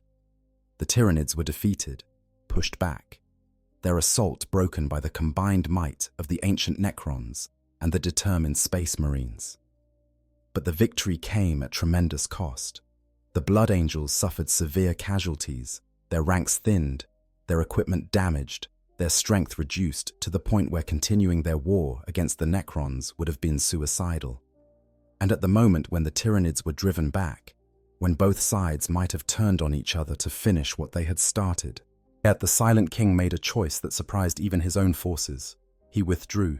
His Necron legions phased out, departing Gehenna in pursuit of another Tyranid tendril, leaving the Blood Angels battered but alive, confused but intact. Dante's second-in-command, Chapter Master Makavi, altered the official records to say that Dante had allowed the Necrons to leave in recognition of their aid against the Tyranids. The full truth, including the Silent King's identity and his warnings about the Tyranid threat, were kept from official Imperial records because both knew how the Inquisition would react. The Inquisition, with its absolute dedication to eliminating Xenos threats, would have demanded that the Blood Angels sacrifice themselves to destroy the Silent King, yet it would have considered his elimination more important than defeating the Tyranid fleet. This pattern would repeat itself in the Shield of Baal campaign, on a larger scale and with even more desperate stakes. When Hive Fleet Leviathan descended upon the Cryptus system, threatening to consume the shield worlds that protected the Blood Angels' home world of Baal, both Imperial forces and Necrons found themselves fighting the same enemy for different reasons. The Necrons, under the command of Anrakir the Traveller, had awakened in the Cryptus system to find Tyranids consuming the very worlds that contained their tomb complexes. The Mefrit dynasty, recently emerged from the Great Sleep, faced immediate threat from a Hive fleet that cared nothing for the ancient claims of Necron sovereignty. Anrakir, recognizing that his forces alone could not repel the Tyranid assault, reached out to the Blood Angels, proposing an alliance that would have been unthinkable under any other circumstances. Commander Dante, remembering his encounter with the Silent King on Gehenna, understood that the Necrons were not merely seeking temporary advantage. They were fighting for the same strategic goal: stop the Tyranids from consuming the Cryptus system. The reasons might be different, Humanity fought to defend its territory and protect Baal from invasion, while the Necrons fought to preserve potential future hosts for their consciousness. But the immediate tactical objective aligned perfectly. The alliance that formed was more structured than the desperate cooperation on Gehenna. The Necrons and Blood Angels coordinated their strategies, mined shared intelligence, and even fought side by side in some engagements. The plan was ambitious and terrifying in its scope. Activate the Magnavitrium, an ancient Necron weapon system that had been built millions of years before, when the Necrontyr had literally moved stars to harvest their energy. They would use this ancient solar weapon to ignite the gas giant Eros, turning it into a massive bomb that would incinerate the Tyranid bioships in orbit and scour the hive fleet from the Cryptus system. The implementation was chaotic and desperate. While the Flesh Tearers and Sisters of Battle made their final stand on Lysios, buying time with the blood of martyrs, Blood Angels and Necrons fought to secure the relay systems necessary to aim and fire the Magnavitrium on Tartaros, as Death Company and Necron warriors battled side by side to take control of the great solar mirror that would reflect and amplify the weapon's power. Even a Cetan shard, that terrible fragment of a star god, was deployed by the Necrons to cleanse the arrays and ensure the weapon could fire. When the Magnavitrium activated, it was like watching a sun be born and die in the same moment. A spear of stellar fire lanced across the Cryptus system, its heat so intense that it vaporized Tyranid bioships by the thousands, its energy so vast that it ignited the atmosphere of Eros and turned the gas giant into a temporary star. The Tyranids were scoured from orbit, their forces on the ground cut off and eventually eliminated. But the victory was Pyrrhic in the truest sense. Thousands of Imperial soldiers died, caught in the blast despite preparations to take shelter. Entire regiments of the Astra Militarum were immolated. Sisters of Battle perished in flames. Space Marines who had survived decades of warfare were reduced to ash in an instant. The Cryptus system was saved, but at a cost that left the defenders reeling, their strength broken, their forces scattered.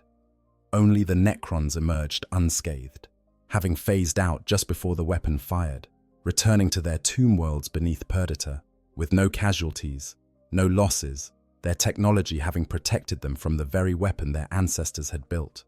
These battles reveal the terrible calculus the Necrons face when dealing with the Tyranid threat.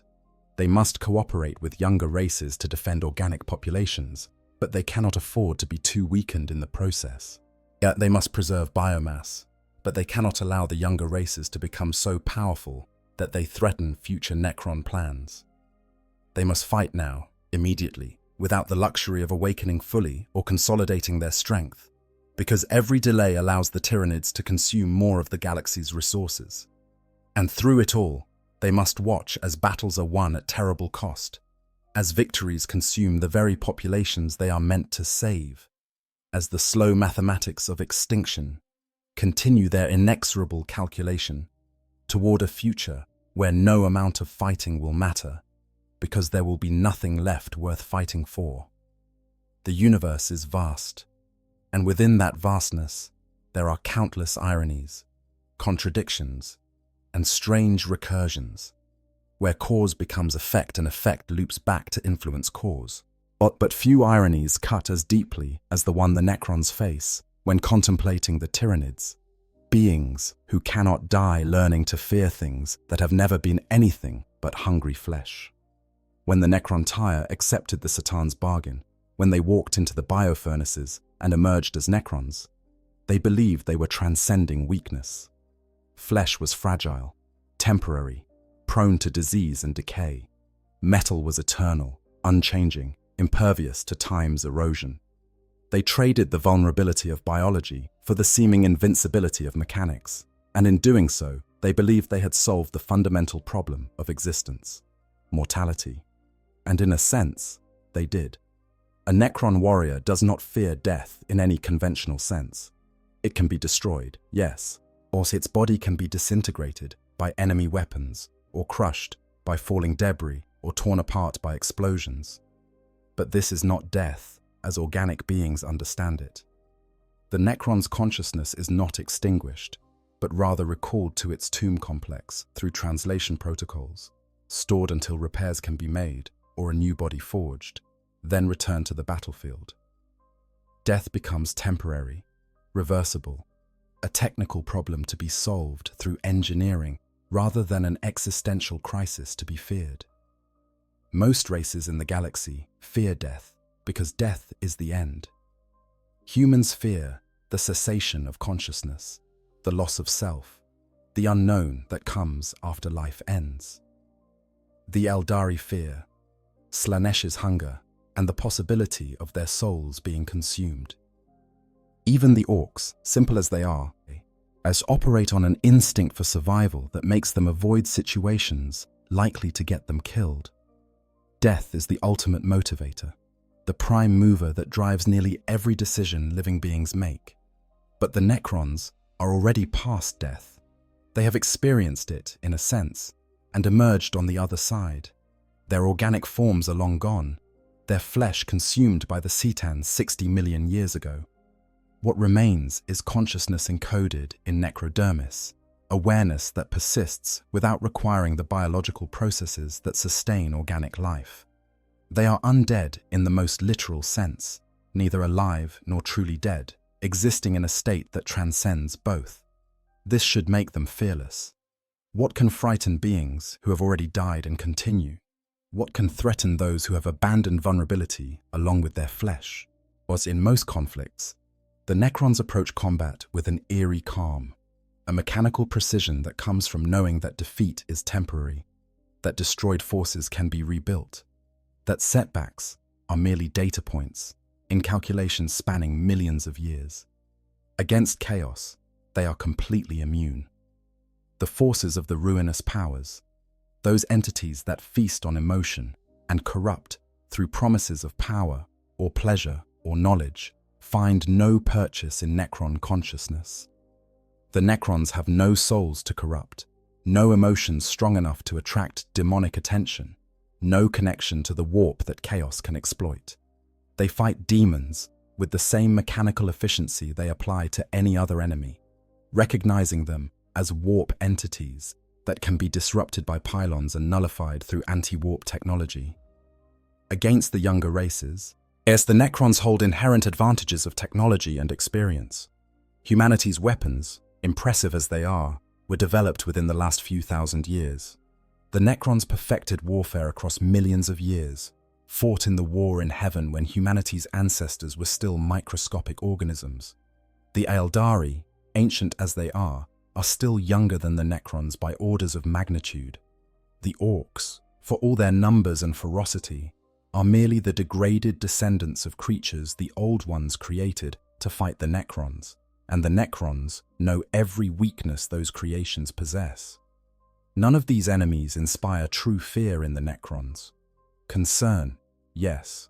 Tactical consideration, certainly. Strategic planning is required to address them effectively, but not fear in the deep, existential sense. Not the kind of dread that touches something fundamental in consciousness and creates genuine terror.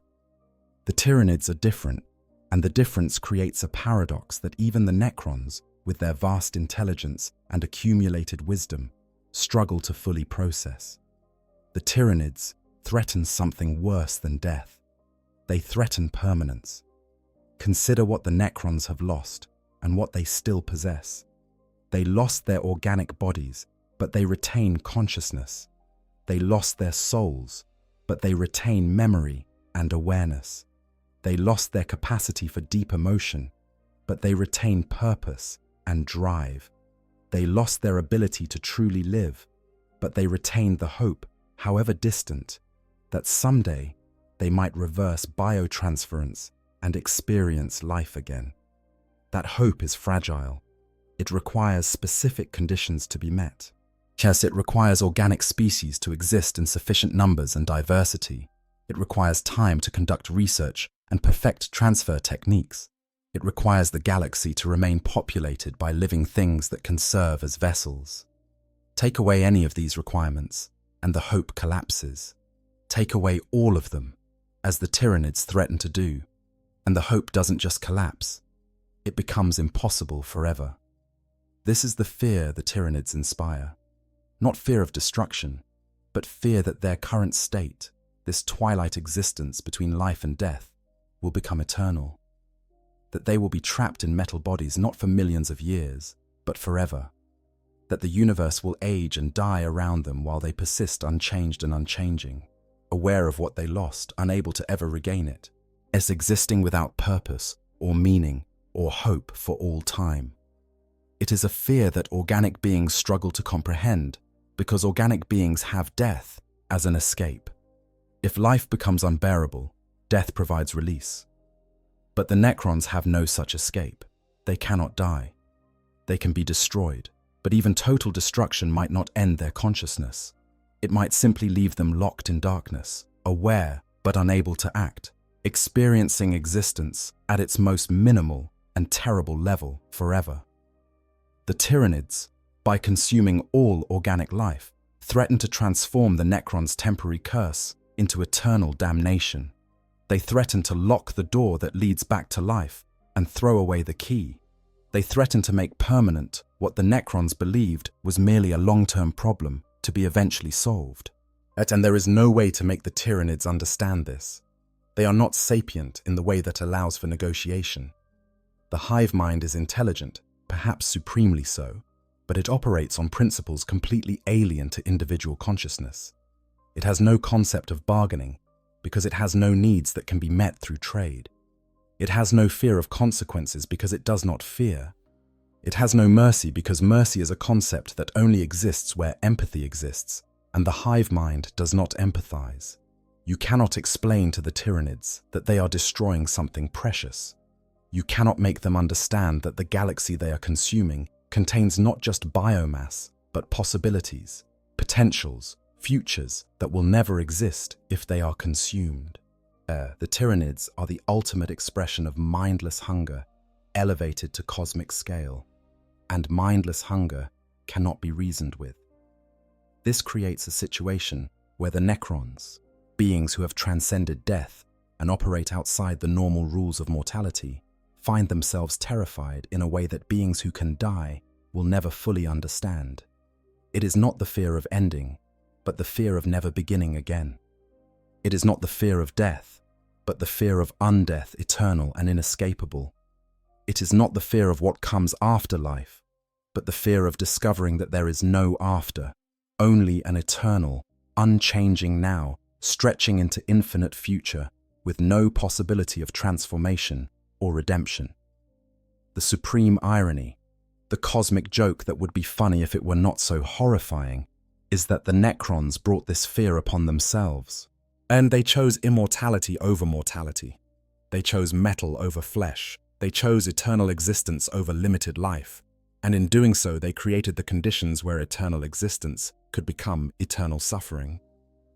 They thought they were escaping vulnerability, but they were merely trading one kind of vulnerability for another. And the second kind is so much worse because it cannot be ended through any means they understand. When the dead fear the living, when those who cannot die experience terror at the approach of creatures made of meat and hunger, when immortality becomes a curse that might last forever, we see the Necrons confronted with a truth they cannot escape. They made a terrible bargain 60 million years ago. Us and the Tyranids are the universe's way of ensuring that bargain becomes permanent unless the Necrons can find some way to stop them. The Silent King does not sleep, at least not in any way that organic beings would recognize. His consciousness exists in a state of constant awareness, processing information, calculating probabilities, planning strategies that span centuries and millennia. But if he did dream, if there were moments where his thought processes disengaged from immediate concerns and drifted into something approaching imagination or fear, those dreams would be nightmares of a galaxy stripped bare, all life consumed, all possibilities devoured, and the Necrons left alone in the darkness, with no hope of redemption forever. He is racing against time, and time is not a forgiving competitor. Every day that passes sees more tomb worlds awakening, yes, but also sees more organic worlds falling to the Tyranids. Every week that goes by brings more Necron forces online, but also sees more hive fleet tendrils penetrating deeper into the galaxy. Every year is a calculation of gains and losses, resources preserved versus resources consumed, and the balance is not in the Necrons' favor. The Silent King's strategy, developed across years of travel, back from the intergalactic void, refined through countless simulations and probability assessments, is deceptively simple in concept, but staggeringly difficult in execution. Awaken as many tomb worlds as possible. Unite the fractious Necron dynasties under a common purpose. Defend organic populations from Tyranid consumption. And buy enough time for the Necrons to develop the technology to reverse biotransference before the galaxy's biomass falls below the threshold necessary for their plans to succeed. Each element of this strategy faces enormous obstacles. Awakening tomb worlds is not a simple process of activation and deployment. The Necrons have slept for 60 million years. Earth's continents have shifted. Species have evolved and gone extinct. Stars have been born and died. Entire civilizations have risen and fallen countless times. And through all of this, the Necrons have been dormant in their tomb complexes, their consciousness suspended, their technology idle. 60 million years is long enough for things to go wrong in ways that could never have been predicted. Some tomb worlds have been damaged by tectonic activity, and their underground complexes crushed or flooded or buried under new mountain ranges. Others have suffered catastrophic system failures, their power sources depleting or their stasis fields degrading, leading to permanent deactivation of the Necrons within. Still others have been infested by lesser species, humans or orcs or other xenos, who built their cities and fortresses directly above dormant Necron tomb worlds, never knowing they were sleeping on the galaxy's ancient rulers. And some tomb worlds have simply gone mad. The long sleep has not been kind to Necron consciousness. Even with the most sophisticated stasis technology, 60 million years of inactive existence has caused degradation in many Necron engrams. Warriors emerge with corrupted behavioral protocols, responding to commands erratically or not at all. Lords awaken with memories scrambled, unable to recall who they are or what purposes they once served. Entire dynasties have risen from their tombs, only to discover that they are shadows of what they once were. Their culture forgotten, their hierarchy collapsed, their unity shattered beyond repair. The Silent King travels from world to world, often working through proxies and intermediaries to hide his true identity. Many Necrons do not know that the Silent King has returned, and those who do often question his authority. He destroyed the command protocols that once gave him absolute control over the Necron race. He cannot simply issue orders and expect instant obedience. He must convince, cajole, manipulate, sometimes deceive, using whatever methods prove effective to bring each awakening dynasty into alignment with his goals. Some lords are cooperative, recognizing the Tyranid threat and understanding that unified action is necessary. Others are skeptical, viewing the Silent King's warnings as exaggeration or manipulation, believing that their own tomb worlds are secure and that they need not concern themselves with the fate of distant populations. Still others are openly hostile, seeing Sarek's return as an opportunity to settle ancient grudges or advance their own dynastic ambitions. The Triarch Praetorians, those Necrons who serve as guardians of Necron culture and lore, have become the Silent King's primary agents. They travel ahead of him, preparing tomb worlds for awakening, delivering his message to newly risen lords, enforcing a semblance of unity among dynasties that have not communicated in millions of years. But even the Praetorians are limited. They can persuade but not compel, can advise but not command, can guide but not control. And there is a darker edge to the Silent King's methods. Necrons who question him too persistently, who demand answers about his time in exile, or who challenge the official narrative about the Tyranid threat, are taken by the Triarch Praetorians and are never seen again. This is not leadership through consensus, but leadership through careful management of information and elimination of dissent. Necessary perhaps, but also a reminder that Zarek remains willing to make terrible choices in pursuit of his goals. The second element of his strategy, defending organic populations, is even more challenging. The Necrons are not saviors. They are not protectors of the weak or defenders of life. Their entire civilization is built on conquest and domination, but on the belief that the galaxy belongs to them by right of ancient rule. To ask them to fight and die defending human worlds or Eldari craft worlds or orc empires requires convincing them that these organic populations serve Necron interests. For some dynasties, the Silent King can be truthful, or nearly so. He can explain that reversing biotransference requires organic vessels, that preserving biological diversity serves long-term Necron goals, that allowing the Tyranids to consume everything would trap the Necrons in their metal forms forever. These lords, particularly those who remember the bitterness of their organic lives and desire return to flesh, understand and accept the strategic necessity of defending organic life. For others, the Silent King must use different arguments. He speaks of the Tyranids as a threat to Necron territory, as invaders who must be driven back to preserve tomb worlds from destruction. He emphasizes that the younger races, weak as they are, serve as useful buffers and cannon fodder, absorbing Tyranid attention that might otherwise focus on Necron forces. He appeals to pride, suggesting that allowing the galaxy to fall to mindless biological organisms would be an insult to Necron superiority. And for still others, those who remain stubbornly focused on their own immediate concerns, the Silent King offers nothing, leaving them to their isolation, hoping that when the Tyranids finally reach their tomb worlds, they will understand too late what they should have recognized sooner. But even successful awakenings and unified action face a final, insurmountable problem. There are simply not enough Necrons awakened yet to defend every threatened world. The galaxy is vast, containing billions of systems, many of them inhabited by organic populations the Necrons need to preserve. The Tyranids attack on multiple fronts, their hive fleets penetrating from different angles, their tendrils branching to assault dozens of worlds simultaneously. The Necrons cannot be everywhere. They cannot defend everything. They must make choices about which populations to save and which to abandon, which worlds to defend and which to write off as acceptable losses. These choices are agonizing in their cold calculation.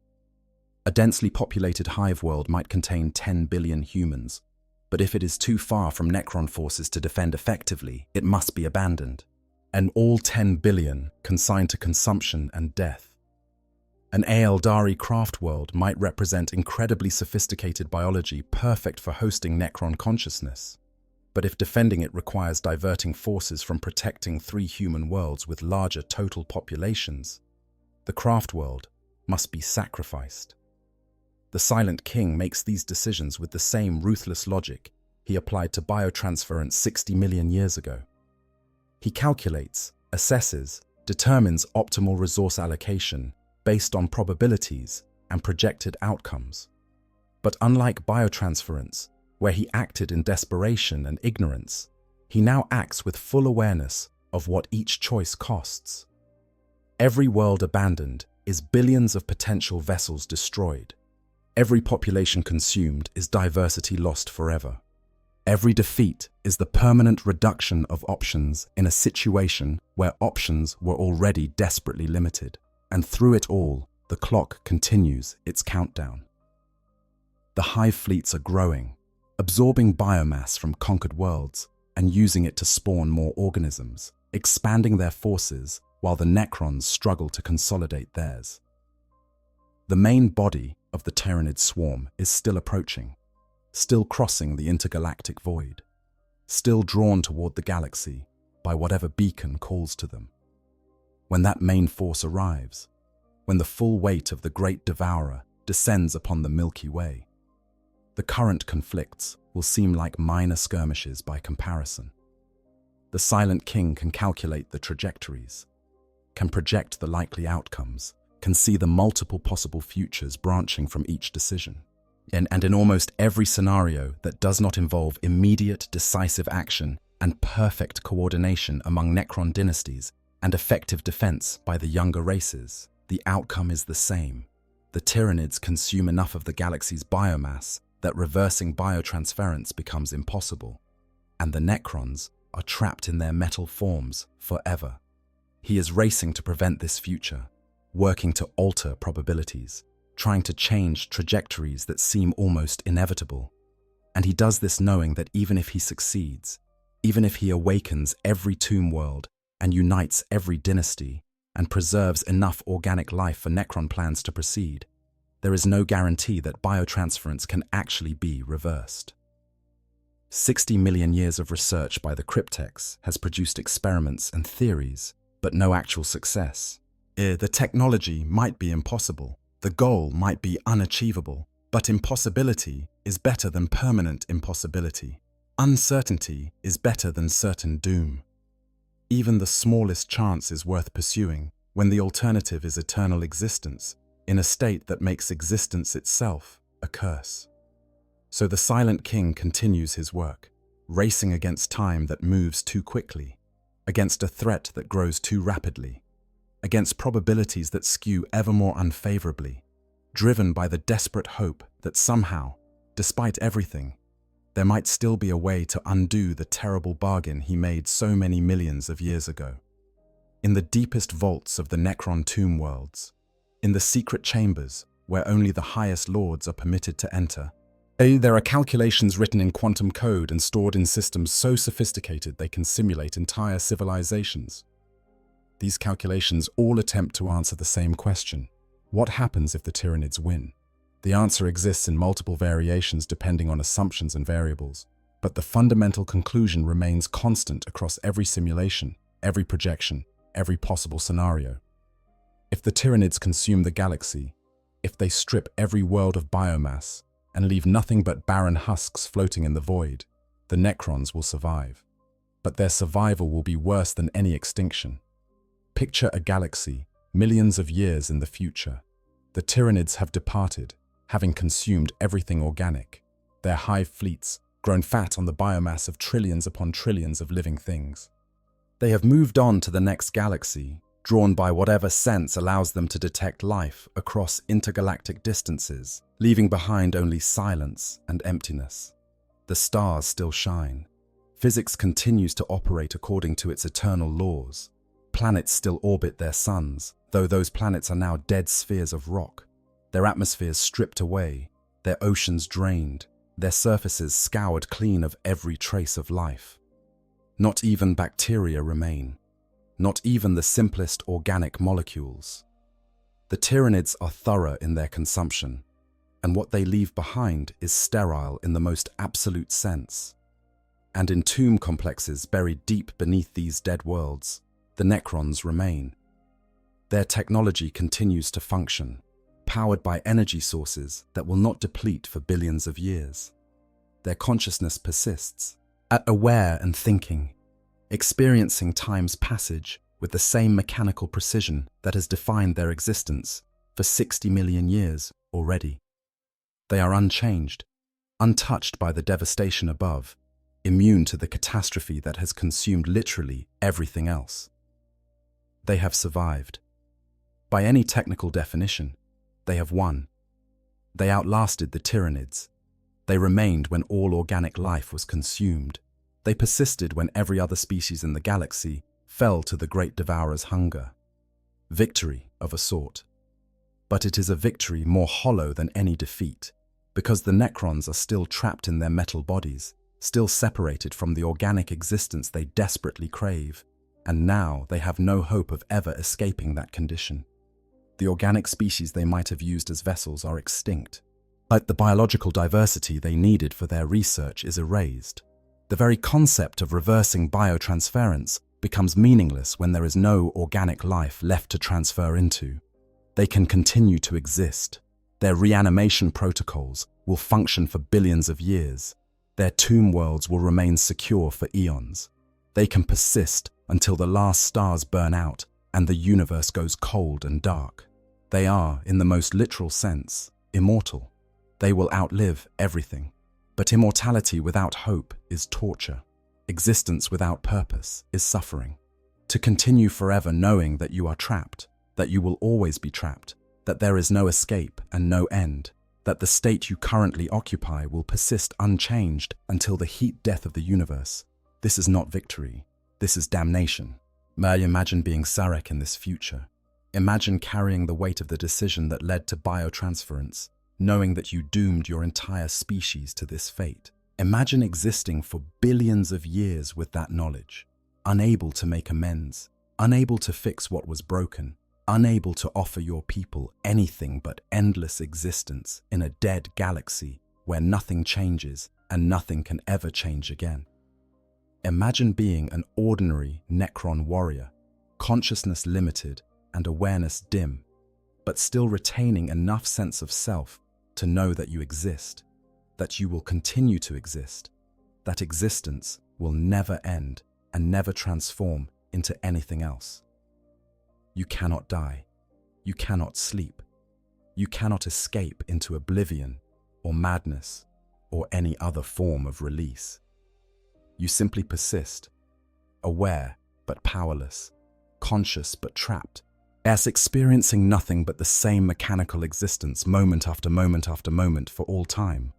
This is the future the Tyranids threaten to create.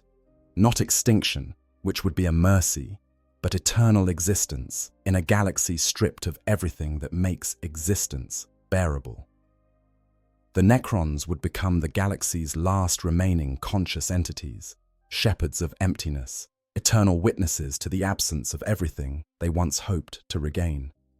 And the cruelest detail, the final twist that makes this future so terrible, is that it is irreversible. If the Tyranids consume all organic life, it is gone forever.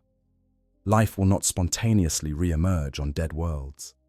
Evolution requires millions or billions of years, and the right initial conditions, and those conditions no longer exist on planets the Tyranids have processed.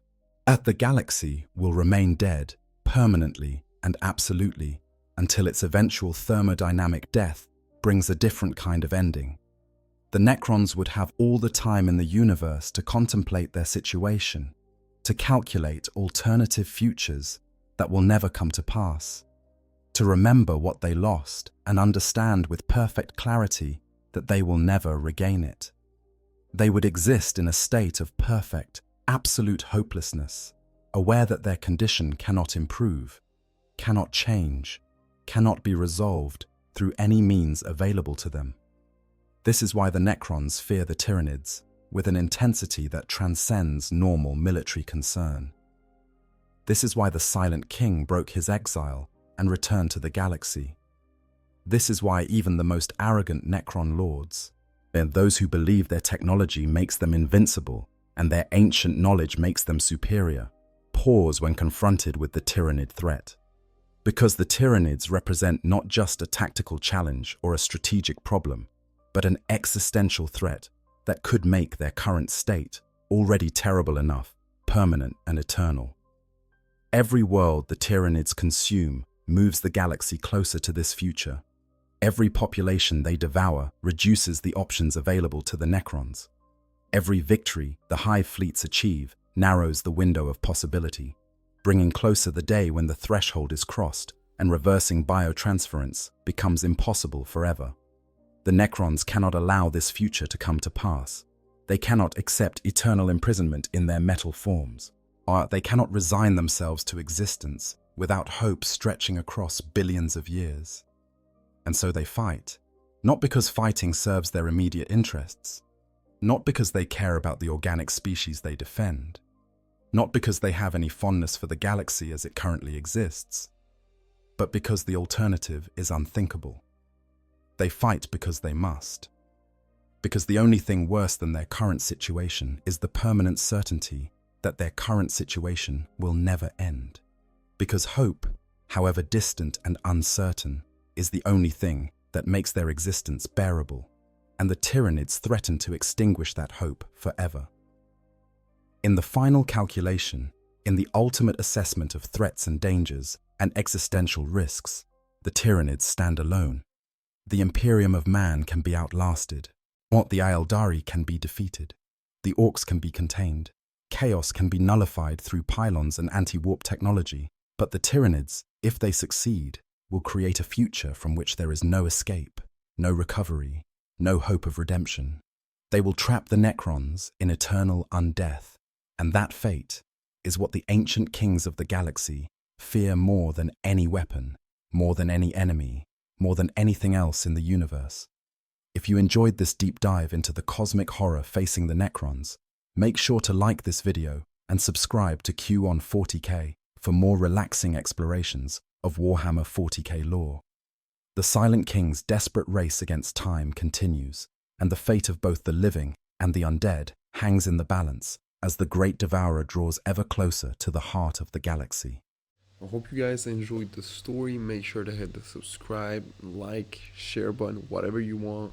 Give me some feedback if there's any. And yeah, sleep well.